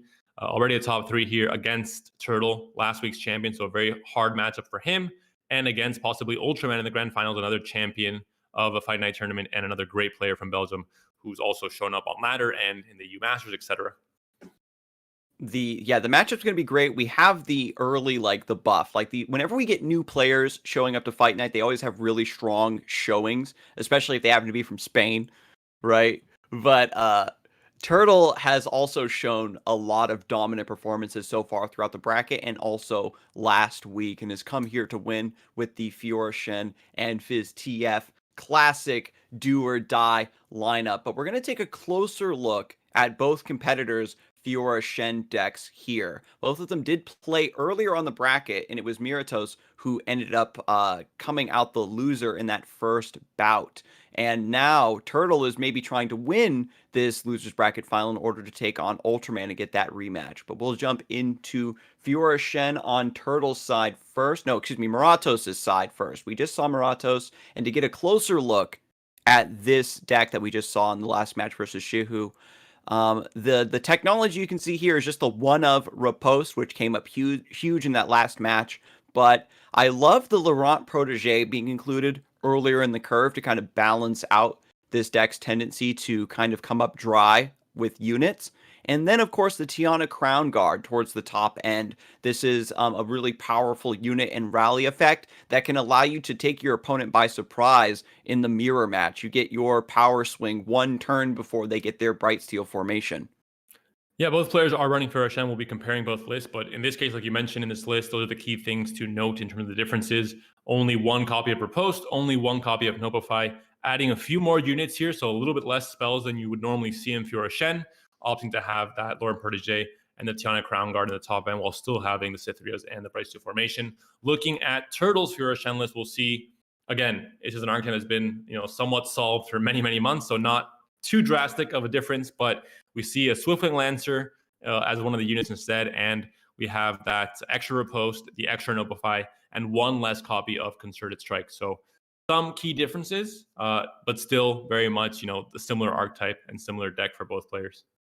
Yeah, Swiftwing Lancer is another way to approach the mirror match because of its 5 base attack. It's great for answering a Screeching Dragon, maybe even getting around Shen, those sorts of things. And both players are also still keeping true to the Double Spirits Refuge, which has become very popular, again, just as an insurance policy versus aggro. I think that Moratos may be running a bit more units, perhaps lets him capitalize on the new advent of Golden Aegis for the deck. But And Aegis is a card that we have to note that obviously has replaced completely the Relentless Pursuit in both decks. We were used to seeing Pursuit only having one copy in most Fiora Shen lists, or maybe 2, but Aegis seems to be so much more superior that it is being run as a 3 of in both decks and in most of these tournament lists with Fiora Shen from now on. So definitely maybe not what most of us wanted to see, but there seems to be yet another upgrade to Fiora Shen. The silent killer that there's after every expansion and the addition of new cards seems to slowly get more and more optimized and better without anyone really, putting the name into the hat of decks that need to be nerfed, like TF Fizz or other decks that are, Aphelios, of course, very, very powerful contender in this meta. Yeah, the list, I think, has gotten a reputation for being very solid, having good matchups across the board, but just being able to draw very poorly sometimes, and that's sort of what keeps it balanced. And my working theory is that because we've seen it so much in tournaments, and we've been spectating it and seeing what both players draw into their hands, that we just see the bad outcomes a lot more often than any other deck in the game. And I think the biggest reason Fiora Shen is not considered a big problem is because it does have, I think, quite a bit of a skill cap. And at a very high level on Masters Ladder and in tournaments, you're going to see it performing very well. But when you look at the maybe general the player base's data in Platinum, in Diamond, maybe even in lower ranks, it's not going to have a dominant win rate because you need to know how to play reactively, how to conserve mana, how to priority pass, etc. Which is why I think it's never going to be, a tier 1 problematic deck like TF is, or a few of those decks might be considered right now. And getting into the match here, Moratos opening up with the Sivir LeBlanc. Again, another very aggressive combat trick focused lists. And Turtle getting very lucky to curve out early and meet this deck in the field. Doomkeeper sneaking in a little bit of damage, and Moratos with the attack token on odd turns, once again, massively favoring LeBlanc. Scarzig, you want spells? You got them. Turtle's going to draw 17,000 spells with all 3 River Shapers in hand. Might want to try and find some sharp sights or some barriers that can protect these River Shapers to guarantee some more card draw going on. But card draw, I think, will not be an issue for the most part in this game for Turtle. Maybe unit draws will be a problem, like they were for Shihoo in the last series, but we'll find out if that's the case very soon. With the early pressure that this deck puts on and its ability to just punch through with Ruin Runner, I think that this will incentivize Turtle to block a little bit more heavily. And this could, of course, mean that Turtle does run out of units. It's not just about knowing how to play Fiora Shen well, it's about knowing how to play the specific matchup well. And Sivir LeBlanc, is a new matchup. So a little bit of research and live learning being done by Turtle now. You just have to infer as much as you can based on previous matchups or similar decks. But we'll see if Spell Shield throws a wrench into these plans. Sivir coming down, going to be protected from any of the tempo, single combats, or concerted strikes that this deck is known for to keep you from developing against it. And again, older variants, or maybe the initial variants of LeBlanc Sivir decks, I think, were much less interactive, were much more unit-based, and this is a completely different deck to look at. If you've had experience on ladder against some unrefined lists, they've seemed, very one-dimensional. You could always know what to expect against them. Some big units attacking, sure, okay, but you have the spells to kind of counterplay and find value, or deny value rather, from them. But in this case, a lot more counterplay involved with Whirling Deaths, with things like Quicksand, Shapestone, etc. Bakai Sand Spinner is now coming up huge here, draining 1 attack from the Shen, and the 5 HP, which normally it makes Shen a pretty safe development here, is going to get scooped up. Bakai, and look at this, Moratos taking full advantage of Bakai's ability to just grant vulnerable to Shen, but also draining 1 HP from it, thinking about going for a value trade. Could do it on Sivir. Either way, there's going to be, both Shapestone and Whirling Death here, so you're going to have counterplay available. Really, the only option here is a barrier if Turtle wants that on the Shen with Spirit's Refuge. Yeah, you can go for the Spirit's Refuge just to survive this trade. And now that you're tapped out, Moratos can go for the Whirling Death to pop this barrier. And to make sure Shen goes down. This is going to be another reputation stack for Sivir, and a little bit more damage going towards her level up. Well, pardon me, not damage. Actually, now that I'm thinking about it, the barrier will actually negate the reputation stack. It still strikes, but technically you're striking for 0 damage, so it won't stack. Shen still goes down, however, and that's all that matters. And Shen with a, not maybe the ideal support cast. Fiora is, of course, the star of the show, maybe Dragon, but double caretaker with Shen is still very strong. 1-drops that keep on growing as the game goes on, especially if you have Shen on the board. But opting to just go for the straight up single combat here, he knows, I think Turtle knows, that if he were to play Shen with only 2 mana up, he could be in trouble against something like a Bloody Business, for example, denying the Shen attack, denying the barrier, and denying the buffs as well on these caretakers. If you just let the combat go through after assigning a blocker, there is the threat of Turtle doing a really cheeky riposte. We saw that, I remember, like several weeks ago, we were seeing these really aggressive caretaker lines, and not so much anymore. And I think that because this matchup is so volatile and tempo focused, if you were to go for a line like that, I wouldn't fault you. But the River Shapers, the stats just aren't there to keep up with this board. the spell shields, the quick attack. It allows this board that typically other combat focused decks really suffer against Fiora Shen because they have to play a lot slower and offer it so much respect. But this deck is really allowing Moratos to just keep pace, dictate the pace of this match. It looks like Turtle's happy taking 10 here. We're going to see some pretty crazy Black Rose Spies as well coming in potentially. If Reputation is activated. We have I believe this will be, if these both connect, it will be the last 2 reputation stacks needed for Black Rose Spy to then transform into LeBlanc. Oh, no, only Sivir. Okay, I thought LeBlanc was going to level up there. So the Black Rose Spies will now become extra copies of Sivir, and so now you have 3 units with Quick Attack and Spell Shield that will be granting Spell Shield to each other when they attack.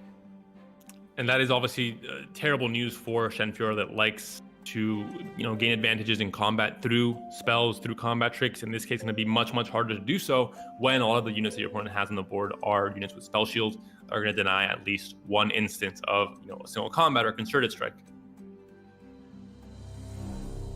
Ancient Prep coming through just to rig the draws. Now that you've gotten to this point in the game, you want to start looking for Bloody Business. You want to start looking for Whispered Words. You want to start looking for Ruin Runner. All fantastic pulls at this stage in the game.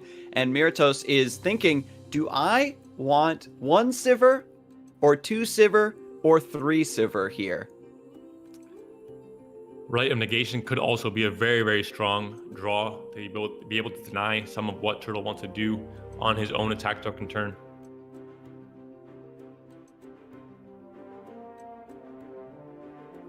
Five HP, Fiora Shen in play, reload with the River Shaper. If Moratos doesn't close this out in the next couple rounds, we can definitely see the makings of a stabilization and a comeback here on Turtle's side. They're getting later and later and later into the game, and unfortunately this list doesn't have good answers to Brightsteel formation. Only playing out one of the Sivirs here, only one of the Black Rose Spies are played out, opting to keep the other one in hand still. There's a Rune Runner picked off of the Predict, of course, with Ancient Prep, and now you're able to find, a very strong board here with multiple spell shields. Yeah, so the Ruin Runner actually just going to get plucked by Fiora here. The Cytheria being developed is going to give that +1 attack. And...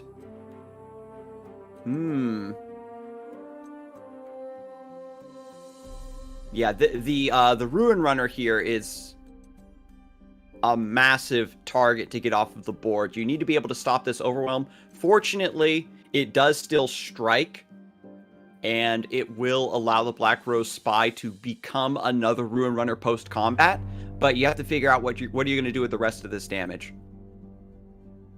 And maybe being punished for not playing out that Black Rose Spy last turn. I mean, this is a big swing here. He's at 11 HP. He has to, block, and these units, obviously LeBlanc and Sivir, once you're forced to block, become, not as great because obviously their quick attack is not relevant and their spell shields are not relevant either. Only their HP is, and with 2 and 3 HP, not really the best blockers in the game. So we can see Turtle may be taking a big risk going down to 10. A Shaped Stone would allow this remaining Sivir to maybe value trade into this final River Shaper. Shaped Stone potentially also saves the Ruin Runner from this 4-attack Fiora.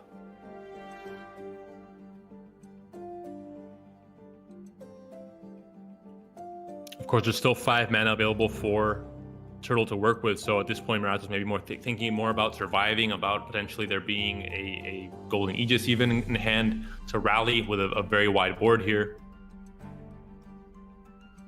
Yeah, it's pretty devastating. Sivir is going to level up here though, but goes down to the Caretaker, and the draw off of River Shaper is not a rally, thank goodness. And this might be GG because of the Ruin Runner, the overwhelm damage, and the double Shape Stone giving +6 attack even. You would need to have a second strike effect like Soul Combat to take off a spell shield once and then strike it after the fact, but there isn't one in hand. And this, it might be it. You're going to have a lot of overwhelm damage coming in. Rewarded for saving the double Shape Stone to double power up this Rune Runner, rewarded for saving the second Black Rose Spy, and knowing his outs goes through barrier. Barriers there, but Overwhelm goes through it. There's already 1 damage being threatened onto this Shen. You have double Shapestone for +6 attack, +3 from each one once a landmark has been played in this game, which we did see the Ancient Prep being played the turn before. So all the setup has been done. The homework has been completed. And now when it comes to the test, Moratos looks like he's going to be getting it with a passing grade here. There's nothing that Turtle can do with a Spell Shield, and that's going to be GG. Game 1 goes to Moratos.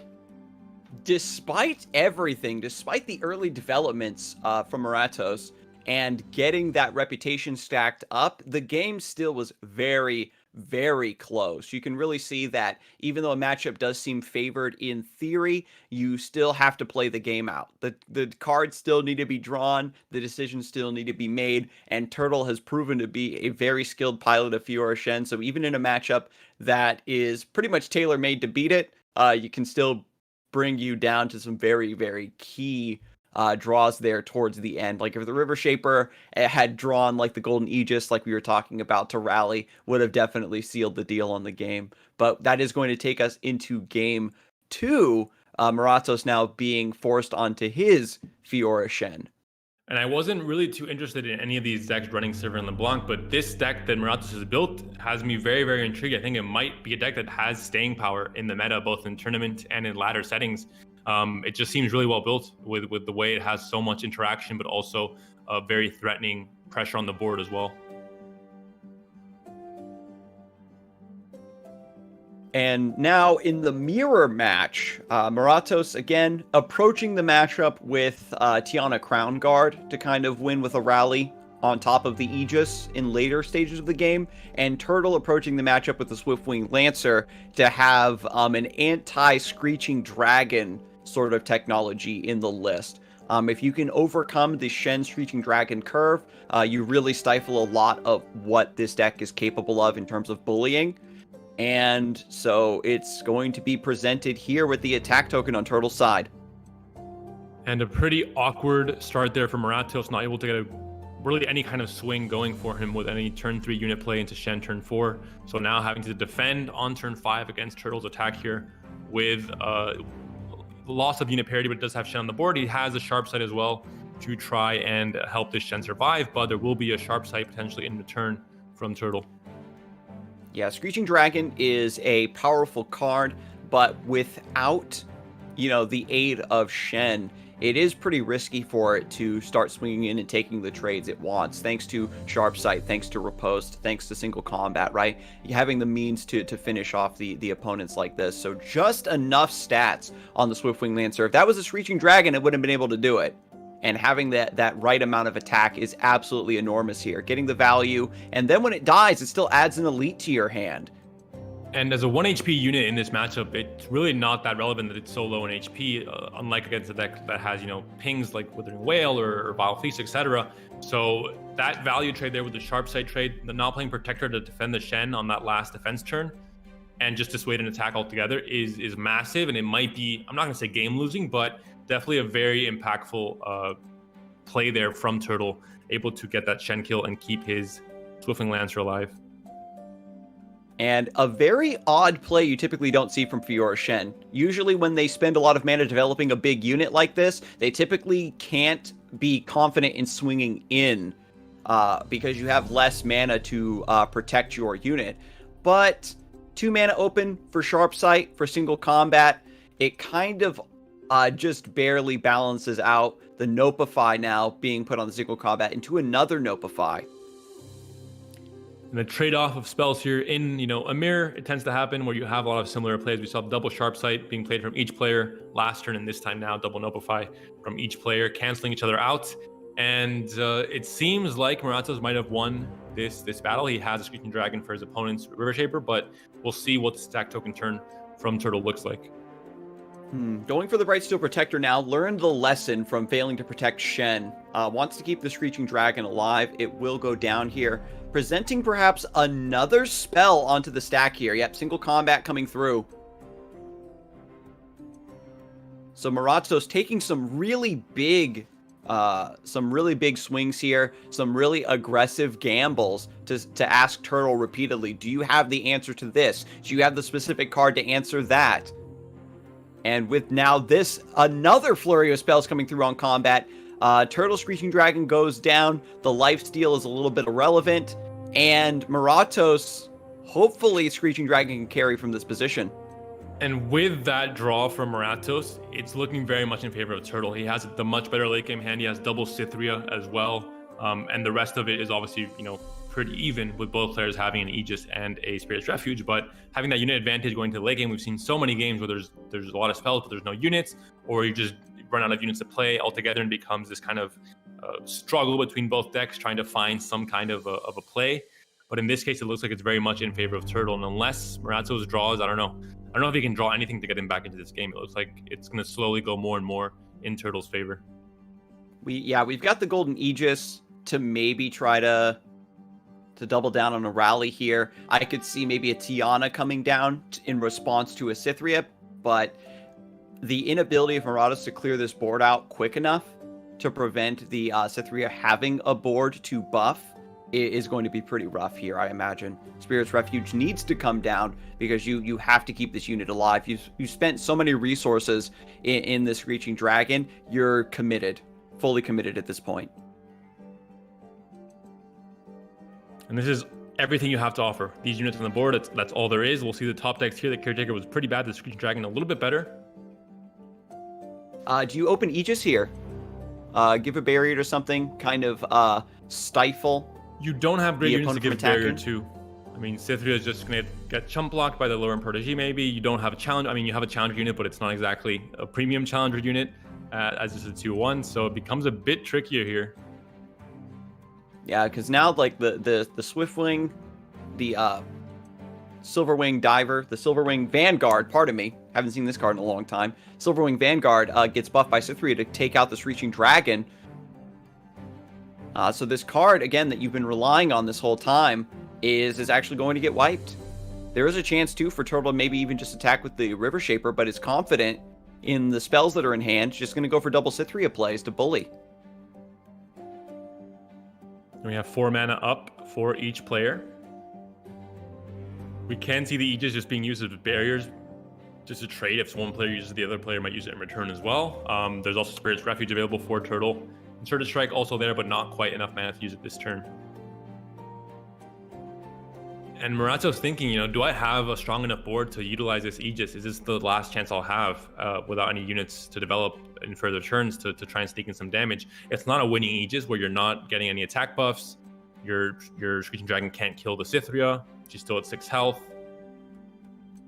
If you save it, I mean, you get to chump block the next Cythria. But I mean, you get the attack buff on the Greenglade Caretaker at the very least.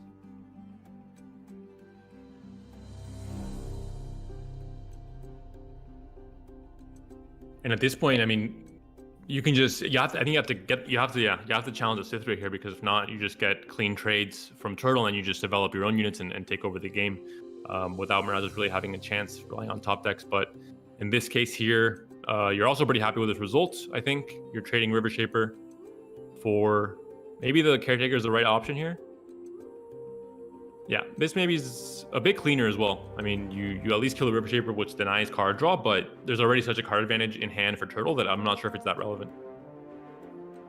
Yeah, the Protege would die by pulling the Cythria, and it dies either way. And so I guess if their only barrier left is Spirit's Refuge, you just keep them from healing for a ton by using it to save the Cythria. And that is a nice There's top Tiana. deck. So you get a nice 8/8 that can swing in, but, Cythria plus Sharp Sight cleans that up, and then you redevelop a Cythria post-combat. Unfortunately, Moratos took a really aggressive line, tried to fight for tempo in the early stages of the game, and just was not able to come out ahead in those exchanges. And now Turtle is enjoying this massive card advantage now. And you're at 17 HP, so if Tiana does swing in, you can even just let her swing in. and not really care too much, and then develop next turn, develop out your units, and then have spells to back up your plays, whereas Moratos will have the one card he top deck to try and back up whatever he has, and that's basically it. And when you're ahead like this, you have so much HP, you know that Fiora Shen's not going to be bursting you down. We've seen this repeatedly from these decks where they take so many like big hits and do not care. And again, with clearing the Screeching Dragon, if that's a top decked rally, it's not even that frightening. You've got your own rally in response.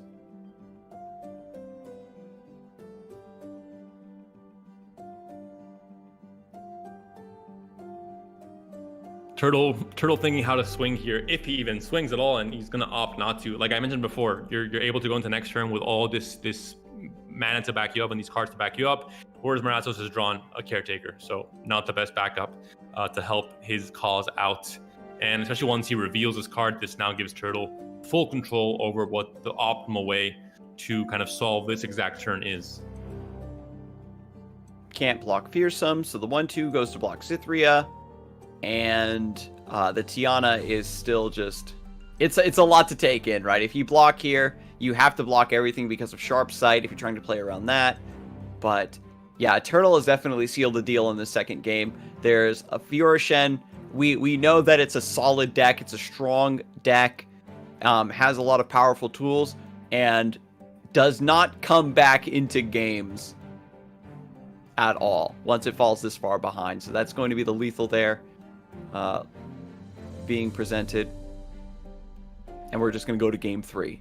It will be game 2 going to Turtle. He wins this Fiora Shen mirror, so now he's able to play his beloved TF Fizz in game 3 against Fiora Shen. We've seen it before, we've talked about it before. Biggest thing to note is obviously finding Fiora early, able to take down key units like the elusives. And I think another big thing that we saw, maybe not this tournament but in past tournaments, is deny versus mind meld. Sometimes you just don't find the deny. Mind meld comes down, you don't have the answer, and it's GG. You can't fight against 5 elusives on 9/9 basically. So that's going to be a key draw as well for Turtle, for Moratos rather, if he tries to he has to win that game, he has to try and find the deny, just in case that is going to happen eventually later in the game. And one thing that we've seen in this matchup too, when it comes to Fiora Shen versus Twisted Fate Fizz, Fiora Shen feels a lot more pressure in the matchup, and so tends to develop out without having a lot of defensive mana to back up their plays. So even if you get the Fiora early, if you play her out on curve and you don't have Sharp Sight or what have you to back her up, if she gets mopped up by a Get Excited, which we actually see in Turtle's hand, your win condition is gone. I think that Moratos needs to recognize that yes, you need to be a bit more proactive in this matchup, but you still need to remain cautious, because keeping Fiora alive, getting Screeching Dragon down to keep your opponent from developing their board consistently is going to be key. But you have to still be very mindful of how you go about executing that game plan. Turtle right now, no Ballistic Bot, does have Twisted Fate +2 Pick-a cards in hand, and the Mind Meld ready to go. A lot of players actually in this matchup simply discard the Mind Meld. Don't care about it, just consider it a dead card because of deny, and try to go for the Burblefish win con. And it's happened once again where there's a fairly bad opening hand for Turtle, so maybe being a bit punished for bringing this deck to the tournament, because it's the second time where he has no Fizz turn 1, no Ballistic Bot turn 2, having to make awkward plays, like playing out the Poros, to not waste mana turn 3 as well. And there's double Sharp Sight in hand for Moratos to block elusives and get huge combat trades in his favor. So to start things off, I have to admit things are looking very much in favor for Moratos. That being said, I'm not going to jinx it, because TF is capable of getting wins in any matchup, in any situation, in a single turn. Oh my god, the suit up. I was just talking about this. You have the single combat potentially to answer the Twisted Fate, and now the suit up coming through clutch to protect. Now the question is Turtle going to take it slow or go for the pick a card here? Twisted Fate's pick a card, or the real one? Okay, yeah, real one. And not throwing back the suit up, if you're not going to use it this turn, you might as well just throw it out, no? I mean, that is a bit weird, it seems, keeping it shuffling mana. The other Twisted Fate back in. Yeah, it means that you potentially are drawing another Twisted Fate and committing. Oh, that's whew. The suit up was great, but he goes for the line of leveling up Twisted Fate. Feels the need to get red card and gold card repetitions in order to pop the barriers and get those stuns off. And Moratos coming out of the gate swinging after taking down that major threat. It's a huge tempo loss for Turtle, and Moratos with the attack token might be able to capitalize on this. And Turtle discarding the Twisted Fate, understanding it's not going to be a win condition or a possibility in this game whatsoever. Going for the Get Excited onto the Fiora, and has the Mystic Shot backup now with no mana available for Moratos to continue defending this Fiora. But then he would be burning as well all the cards he did, pick a card this turn, the fleeting cards in hand, like the Fizz, like the Rummage. So overall, just an awkward start of the game here for Turtle. And Moratos, the Fiora does go down, but he still has a very strong board with Shen, River Shaper, and the Caretaker. Decides to leave the Fiora up. Wants to develop this Fizz, wants to play the Rummage. Thinks, yeah, this is only killing an elusive unit, right? I'm going to try to just fight back from here. Turtle better not play the Sad Poro emote, because he has no right to play it when playing TF Fizz. That's the one thing you are banned from doing. You cannot play any kind of Sad Poro emote when you're playing TF Fizz. It's not allowed. It's against the rules. And again, all the tools that we talked about Moratos needing for this matchup have come through. You had the answer for Twisted Fate. You have the sharp sights to protect Fiora. You've got the sharp sights in order to defend yourself against elusives. You are finally ahead enough, thanks to these early game exchanges, that you don't mind taking this elusive damage. You can even save the sharp sight to be even more defensive and reactive. And once again, these elusives come out. Now you're only at 1 mana, so you have no counterplay available in either Suit Up or Mystic Shot or Iterative Improvement, as we see in hand here for Turtle. So there's going to be free reign now for Moratos to decide, is this a threat? Should I block at least the Fizz maybe, or the Zap Spray Fin with the Sharp Sight? Yeah, still a respectable 7 damage coming through. A Burblefish top deck with the Iterative Improvement could also spell Doom if Moratos doesn't opt for sharp sighting here or single combating to clean up a few of these elusive units. It's going to be kill number 2 for Fiora. With single combat, that'll be kill number 3, and then the challenge onto the remaining Daring Poro would be kill number 4, theoretically. And of course, with Suit Up mana available, this block would maybe not be possible or would be much riskier. But once you committed that last Poro and you were down to 1 mana as Turtle, it gave you the green light if you're Moratos to know there's no counterplay available for just 1 mana. And 13 HP for Moratos, so he's gone not quite as low as you tend to go when playing against TFAs at this point, and has, like you mentioned, the chance to go in for the kill here. Cythria the Bold. AoE Fearsome coming through. There is no counter. You can steal 1 unit, develop a 3/3 blocker here. Fizz does level up, but that's still a plenty of damage coming through on the side if I'm not mistaken. Only a couple damage and 8 HP between Turtle and massive defeat, unfortunately being knocked out of the tournament. Is this lethal swing enough? You can, of course, still use Mystic Shot to try and take down a unit or take down a barrier, but with the Fiora also, I think it's 3 out of 4 right now, right? Mm-hmm. Yeah, and then with the single combat, it would be 4 out of 4. If this isn't just raw lethal. Too much to deal with. You have Riposte as well to deny any kind of, this is going to be, I believe, GG. If Riposte comes in for 3 or 2 mana, there's nothing that TFS can do to stop that from coming in. So it's going to be GG here. Going to be game 4 Moratos. It's going to be game 3 win. Mm-hmm. And the loser bracket. And then you put Riposte on the River Shaper to protect against Get Excited. And bada boom, bada bing, there it is. So Turtle, again, punished very heavily for taking a greedy line with the Twisted Fate. Had the mana for Suit Up to potentially protect Twisted Fate against a single combat, and opted to go for pick a card. Tried to get a nice read on Moratos, and then the game just completely fell apart from there. Overall, it was an awkward starting hand. I mentioned it at the beginning.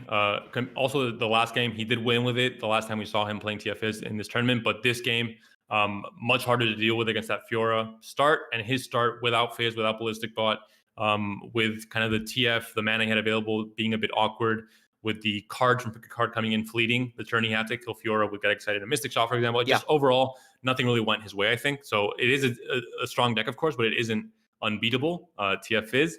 And we do see it go down here. And Moratos, our debutant in this tournament, advances to the grand finals. We'll be facing Ultraman, who is bringing a very aggressive lineup. So we'll see. It's going to be interesting to see how LeBlanc Saber, for example, stacks up against an aggro lineup where it doesn't really have healing, for example, doesn't really have maybe the tools to take care of that in the early game. In the mid game, it has interactive tools with spells, but maybe not in the early game. So that might be interesting to watch for sure. In my experience playing Silver LeBlanc, you play LeBlanc, they play Blighted Caretaker, and then you're just sad beyond all imagining, right? Your 3-drop just gets answered. It's a lot of wide damage, it's a lot of consistent burn, and they're chump blocking, right? You have your units with quick attack, and they're fine just blocking you over and over and over again. And by the time you get to your Ruin Runners to actually start really threatening with the Overwhelm, it might be too late.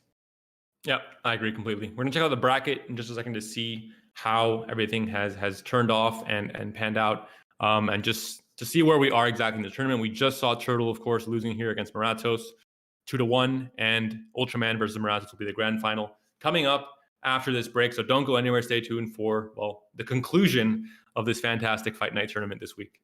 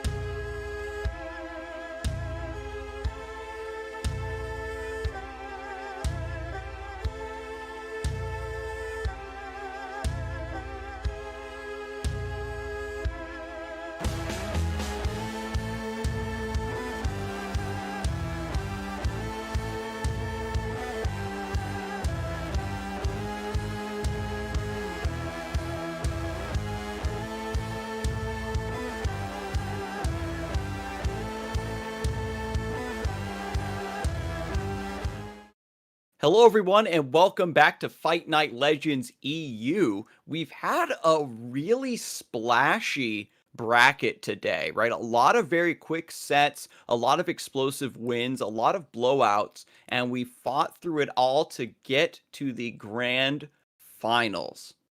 And the only deck that you would think about as a tried and tested tournament deck is Fiora Shen from Moratos. The other three decks in this grand finals are all decks that I did not expect to see in this tournament today. We're going to see two very aggressive lists: discard aggro and this Azir SI aggro list from Ultraman.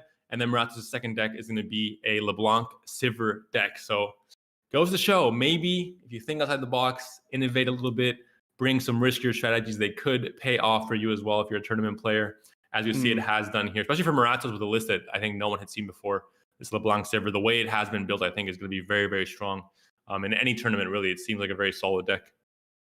Ultraman, again, a previous Fight Night winner, did say, that when you're up against really stiff competition like this, sometimes you just need to bring one really strong deck for the meta, and then your second deck can just be a high roll machine, and then you try to just use variance to your advantage to get these wins. And we saw repeatedly these players going toe to toe, a lot of mirror matches or semi mirror matches. The variance is already there, so you might as well embrace that. Don't be afraid to embrace that aspect of card games, and it's paid off massively for Ultraman here, flying up to the grand finals here.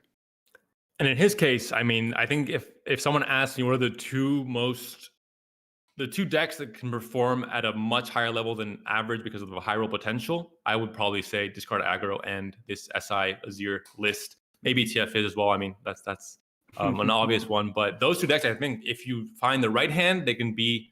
I mean, they can definitely push the most consistent damage on turn 3 than any other deck in the game for sure. But if you kind of have a more bricked hand, not the right, cards drawn in the first 3 rounds, especially like we saw in some games with Ultraman, where he didn't find the Bark Beast into Curse Keeper, into Ravenous Butcher, Bloody Caretaker turn 3, then you have maybe a bit more of a problem. It's not going to be a bad deck by any means, but it won't be as explosive and as just incredible when it high rolls, basically. And this deck again, the Curse Keeper, Ravenous Butcher, or Bark Beast, Cursed Keeper, Blighted Caretaker, like the 1, 2, 3 in almost any combination is incredibly devastating. And even if you miss on that, we saw Ultraman being able to pilot this deck deep into the late game, even by aggro deck standards, and still pull out enough wins because of the consistent burn from Prankster, Doombeast Unto Dusk, Ruinous Path. We have Glimpse Beyond in this list, so you're able to sidestep Fiora Win Condition. You're able to sidestep Lifesteal, which is heavily punishing towards Targon decks that are very reliant on Lifesteal in order to stabilize against these aggressive openings. So overall, I think Ultraman has really hit on a variant of this list because there are several variants of this list being play, especially on ladder, but this one in particular is streamlined perfectly for the tournament environment. Yeah, you have just units that go very wide, and like I said, can have the record for the most damage you can probably put on the board by turn 3. And then it looks like you only have Doom Beast as a burn unit, but then you have 3 copies of Fading Memories, 3 copies of Stalking Shadows, and a copy of Unto Dust. So it's a lot more, and the Ruinous Pass, of course, as well. So a lot more burn, and burn that functions as a cycle as well, that might seem like it has initially. And overall, yeah, going to be a very strong deck against anything that's not really prepared with board clears or with the right amount of healing. And Ultraman doubling down on that plan by bringing Draven Jinx, the classic discard aggro. Crowd favorite, has been a massive performer in this list, even getting nerfed a long time ago because it was quietly overperforming. It was a card that not a lot of players were complaining about at the time, but the developers picked up on just the mathematics of this card, just completely closing games. Kind of fell off due to Hush and its popularity, but now with Targon being concentrated within only a couple decks, crowd favorite shows up to stomp its way through every other non-Targon list. Actually seeing a lot of units now and a lot of decks that have low HP units. Obviously, TF is the main one with very low HP elusive, so crowd favorite becomes even better in combat. And it just always is going to make sense with this discard aggro list that aims to try and flood the board very early on with things like Poro Cannon, with things like the discard synergy with Jury Rig, and the yeah, just overall the Flame Chomper as well. I mean, just a lot of units that you flood the board with House Spiders, so it doesn't make sense to not run crowd favors. Like you kind of have to run it with how you're building this deck. And that's the high roll for this one. You get your early curve, you get some discard, some cycle with the Zane Urchin into crowd favorite, and you punch through. I think that Ultraman was responsible for the fastest game of Fight Night EU we saw ever earlier in the bracket. After just getting the Flame Chompers to pull the opponent's blockers to the side, that damage just kept on coming. Again, I want to give a big shout out to Ultraman's inclusion of Mystic Shot in the list. A little bit of extra burn that's sort of undervalued, but I feel is a major part of discard aggro, and it's going to be massive against Moratos' Sivir LeBlanc list, right? You get to one-shot LeBlanc, you have a cheap way to pop Spell Shield, maybe, to set up for a Whirling Death off of Draven or get excited to snipe that Sivir. So all in all, this matchup is going to swing wildly one way or the other. Moratos being very fortunate to draw a considerable amount of early game to keep up with this. Yeah, keeping both Rock Hoppers in hand was obviously very much deliberate from Moratos, hoping to have enough blockers in the early game to survive against the initial onslaught, and then be able to take control of the mid to late game with combat tricks like Quicksand, like Bloody Business against things like Jinx and Draven, for example. But this Ancient Prep will also turn into a unit on the big turn 3 attack, so definitely not a bad thing by any means from Moratos there, and now has yet another blocker here with the Rock Hopper. Ultraman just has a very patient opening here. Can do Poro Cannon to discard Vision, get a couple more 1/1s depending on the top deck here. Rummage, fantastic. But yeah, get the Poro Cannons in play. You set up a crowd favorite next round on defense. You're emptying your hand very cleanly now as you move towards Jinx level up. The list is the only way they can theoretically deal with Jinx is Bloody Business if Jinx chooses not to attack. So with Battlecaster alongside these Poros, still going to be a lot of unblocked damage coming through. Quicksand is in Moratos' hand, but it is maybe a very expensive commitment at this stage of the game. And of course, this we're already seeing it here on this attack from Ultraman, that this is not as scary as it could get. There's no Draven, you have to discard the Vision before playing the Poros, for example. It's not ideal compared to what we've seen before, and he's not even attacking, so that goes to show how unideal it is, really. And that's what I was talking about before. This deck, when it high rolls and finds 6 units turn 3 with a Vision, it's crazy. We saw it, I think, the last series that we saw Ultraman against Turtle, where he was able to get Turtle to 6 HP on turn 3. But in this case, it's not high rolling, and it seems a lot more fair. Mm-hmm. Also, by not attacking with the Daring Poros there, right? Just passing, keeping them alive, guaranteeing their safety to get this big, the big crowd favorite. And now Moratos gets to push through with a little bit more damage. Having 5 attack and quick attack is so important for overcoming a lot of these bigger mid-game units. And even though there was a pretty big swing there, Ultraman gets to respond back with something even bigger. There's the Jinx coming in. You have the level up possibility if you want it with the Rummage, but maybe not the most ideal way to level up Jinx in this scenario. I think that outside of Bloody Business, Jinx is pretty safe in this matchup. There is Bakai, Sand Spinner, in this list too. So I am wondering if maybe Ultraman plays a bit more loosey-goosey with this Jinx and then lets the second Jinx in hand take over after the fact.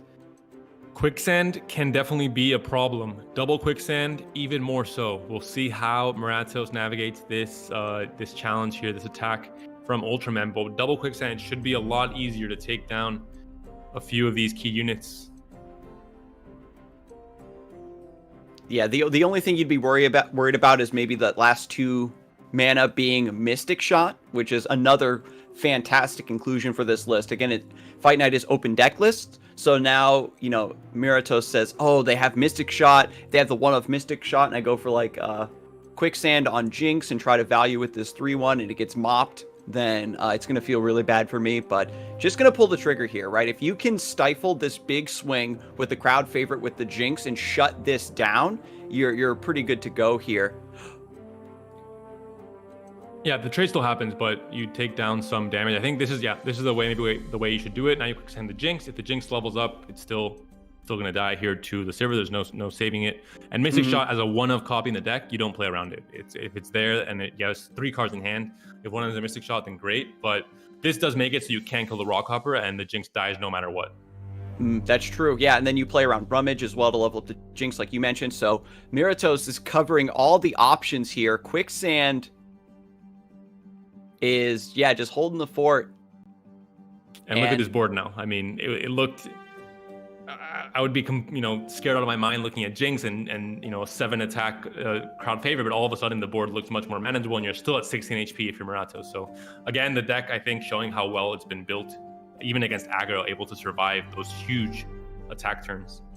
And because you are forcing your opponent to block your big swings in return because you're threatening so much damage in response, you're clearing their board, making the crowd favorites worse. You're stacking up your reputation, which is enormous. A top-decked Whispered Words would be phenomenal. And Ultraman now showing a little bit of the clunkiness of discard aggro, where you have the Augmented Experimenter in hand, but you just have some really good cards that you cannot discard. So you have to play a little bit inefficiently. This first Jinx is going to absorb the Roiling Sands, and Moratos now has achieved the reputation and is going to fish for Bloody Business, Whispered Words, Rite of Negation.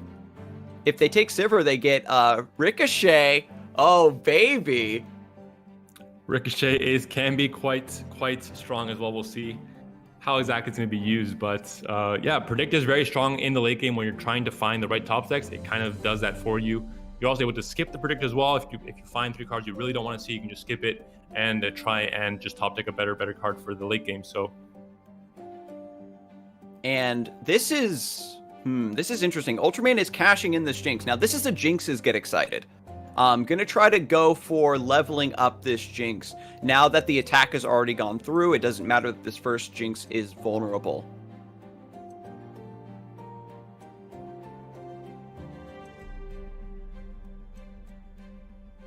We know that the Moratos does have the second LeBlanc in hand, so they could simply reestablish afterwards, but...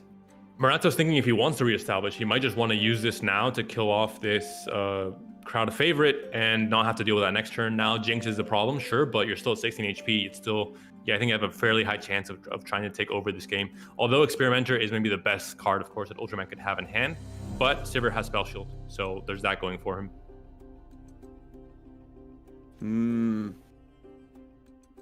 Yeah, so the 3 cards that were offered were, what was it? Rite of Negation, Sivir, I think Preservarium? So not taking Preservarium was definitely a huge call out to say, I think that Sivir and LeBlanc are safe, and I'm going to use Ricochet to just keep your board under control and just try to wipe it and punch through. But it looks like it's not going to be the case here. Moratos is safe in the fact that you can simply trade away this Sivir and then play a new one. You probably go for Ricochet here, unfortunately, because they can pull with the Flame Chompers now, and then you take 8. Maybe you're fine having them... Yeah, they're not going to pull. Yeah, I think that's the correct... Because if they pull and then you Ricochet after, you have a chance of killing off Jinx, right? Without that 2 HP buffer being there as well. Not a high chance, but a chance nonetheless. But I mean, yeah, Experimenter is just so good in this deck now. The hand completely refueled for Ultraman, whereas Moratos obviously has, some problems. He can play Sivir and Shapestone, but he still doesn't have, really that much card draw unless he finds Whisper Words. And with Jinx leveled up, you have to remember she also draws another card at the start of every round. So Ultraman is refueling with the Experimenter, and with this flipped Jinx being in play, it's going to keep a lot of fuel coming out of Ultraman's deck. Get Excited, more visions, just to punch through. Another Daring Poro or a Battlecaster would also be pretty enormous. And you couldn't ask for a better hand here either. I mean, House Spider to Chump Block, to get Crowd Favorite to maximum stats, Rummage with the Draven as well. I mean, everything is definitely going in favor here for Ultraman. Yeah, Sivir LeBlanc, you hit this stride of the mid game, but when you start to run out of resources, this is where Preservarium and Whispered Words are supposed to come through and rescue you, but it's just not happening right now. Bloody Business would absolutely be enormous as well to answer some of these bigger backline threats, to bully with Sivir's enormous 6 attack. So hopefully Jinx, is just going to go down here, and with enough chump blockers, Moratos might be able to drag this out for a couple more rounds. Spell Shield and Quick Attack on all of these units after level up. So gonna have 3 blockers for next turn. Will it be enough though? We're gonna have Draven into House Spider potentially this turn, and then Crowd Favorite next turn with a possible Rummage depending on the draws. Get to play Crowd Favorite. There's a chance that you draw Vision to Rummage. Double Crowd Favorite. Oh no. This is so much Overwhelm coming down. And Sivir only has the Whirling Death to work with. This is going to force... yeah, normally you'd like to double trade, but I think this is the time, right?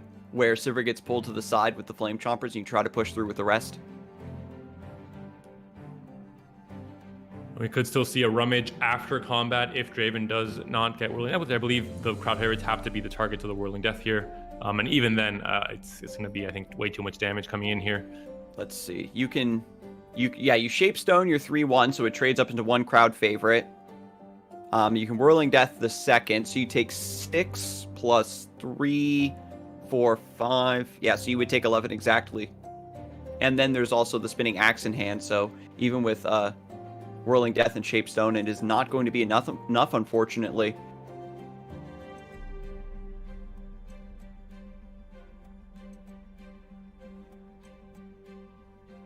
I think it will be. No, it's maximum 10 with 1 Whirling Death. I see, yeah, because instead of trying to trade up into the Crowd Favorite, you get the guaranteed amount of damage to block to sidestep the Overwhelm.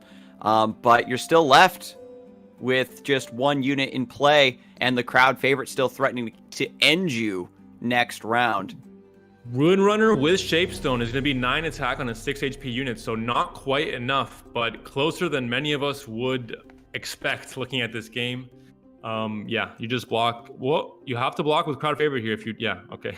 That would be a massive mistake. Otherwise, you would actually lose the game if you block with a House Spider there, depending on what you drew, but...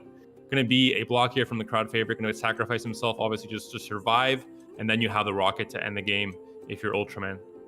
Oh, man, I'm not going to lie, I'm biased. I've been playing a lot of Sivir LeBlanc myself. It is a heartbreak to see the reputation requirement met so quickly and not getting any payoff from the Whispered Words. The double Crowd Favorite top deck from Ultraman was absolutely massive there, coupled with House Spider to just fill up that board, get that big Overwhelm swing. Both of these decks, both players played it fantastically and battled all the way down to the nitty gritty. And Moratos knows, of course, seeing the Rocket being hovered, it can't do anything. The Shen emote is displayed there, and that will be game 1 going to Ultraman with this Ultra Aggro lineup still continuing to pay off. So maybe finally some players will start bringing more aggro lineups to these Fight Night tournaments. We're used to seeing a lot of mid-range, a lot of control. Last week, especially with Trundle List taking over the tournament. But in this case, Ultraman making an argument for an aggro lineup and really paying off for him here with some great games. Game 1 going to him. He has a chance now in game 2. If he wins this, he wins the entire tournament. Moratos has to get the reverse sweep, and that would be a bracket reset. Have to win the next series as well to try and take it. And when you have to roll the dice several times against aggro, you're just giving Ultraman even more chances to get that really nasty high roll that we were talking about before they began playing. Notably, I think Ultraman has hit a really sweet pocket of like the tournament meta, because last week we saw Trundle Lissandra kind of get scared, right? With TF Fizz like just giga high rolling it and still managing to pull out wins despite being unfavored. We saw Garen Sivir being developed as anti-Trundle technology. That was pulling out some really strong wins against the list, and we're just in the moment where maybe the players lost a bit of confidence in the deck, and now it allows aggro to thrive for maybe a week or two. Looks like a strong start for both players. Actually, Moratos has a Doomkeeper, defensive Doomkeeper in response to this opening. Gonna go in favor of Ultraman though with the Ravenous Butcher to kill the Ephemeral unit and still have a 2-to-1 unit parity or unit advantage on his side of the board. And he has, of course, now the Bark Beast plus the Bloody Caretaker next turn to have the standard 11 attack turn on turn 3. Moratos, after seeing the Bark Beast, I think you have to just you're running triple spy. I think you could develop there playing the 3/2. To be fair, it dies for free to the sapling, but holy moly, this is a lot of damage. 10 damage being threatened here, so 1 under the usual, I think, that you normally see with these lists on turn 3. I think what a low roll. Missed 1 damage. 11 to 14, I think, is a sweet spot. Anything under that, you're not too happy. Yeah, I mean, Ultraman, did low roll. You didn't even get the turn 1 4 damage off of your Dune Keeper. Darn. But here it is. Board is cleared on Moratos' side. Ultraman keeps his board alive, so it's still going to be 8 damage remaining. Forces out, is this a Whirling Death? Yes, in order to keep alive here. So it's going to be 10, but now with the Black Rose Spike being played, of course, and the Whirling Death, down to only 5 damage coming through now here on turn 3. So definitely under par for Ultraman. That being said, he does have quite a little bit of, Glimpse Beyond and Ruinous Path to try and find more card draw and try and find fuel to come back into the game. So LeBlanc gets to attack. Ultraman is more than happy to take this damage. Ooh, just going to sidestep it with the Glimpse. Wants to go for a reload this turn. You get to slay your own unit with the Glimpse Beyond to activate your Ruinous Path. So you drain. Yeah, there's no counterplay with only 1 mana. You could use your mana more efficiently by playing the Glimpse here, and you deny the Reputation proc as well. So overall, I think a good play for many reasons for Ultraman there. Enables the Azir being played here, and now you have the top decks are so good. Azir to fill out the curve, sets up perfectly for 5 mana Cursed Keeper, Blighted Caretaker number 2. And the Azir might get Bloody Business here. That's definitely a possibility, but that being said, it's still going to be a 4-3, and I mean 2 challengers and LeBlanc dying, etc. happening this turn unless Shapestone's played to save the LeBlanc, which I think is not really the priority here. It's more trying to survive. Goes for the slow Preservarium, did not answer the Azir, so now it levels up and has 6 HP. This aggro deck just played a unit with 6 HP. Look how huge these saplings are. Look at this abomination. This deck is an abomination. And this is what, the high roll looks like. This is what I was talking about when we've seen some less than explosive, but still very strong openings from Ultraman. This is the high roll opening. This is what it looks like when you're threatening, 20 mana on turn 5 on your second attack token turn. It is really hard to deal with. Again, it's a combination of Blighted Caretaker and Cursed Keeper, finding Azir at the right time. And yeah, overall, it's just very, very hard to deal with. You have the Bloody Business, you're down -5.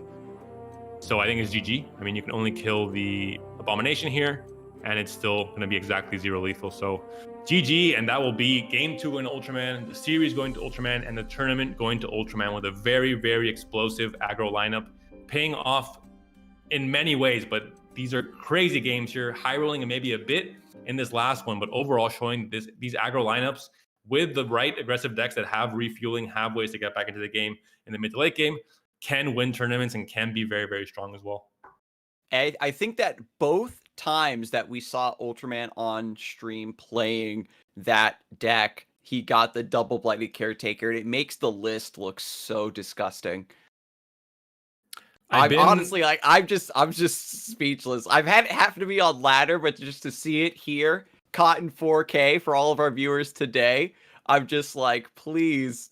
I've been telling you about this card for so long, and no one's believed me. I'm the crazy guy, right? With like the beard, and I got a side doomsaying for the future. Blighted Caretaker's here to destroy us all, and everybody's like, "You're crazy, Scarzig. That's old man crazy Scarzig talking about that Blighted Caretaker again."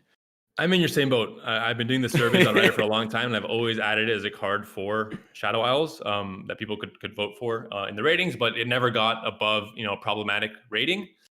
I think that might change with this meta. Maybe it's finally. I don't think it should be nerfed necessarily. Critical mass, but it is a stronger card than I think is perceived by the community. I think it's in the right synergies with Curse Keeper, with some of the cards like Doom Keeper that got added this expansion. It's showing how strong this exact SI Azir list can be with the right hand. It's very high rolly as well, which is sometimes not a great thing if you're the opponent, facing this and it feels you're getting high rolled or cheated out of a game.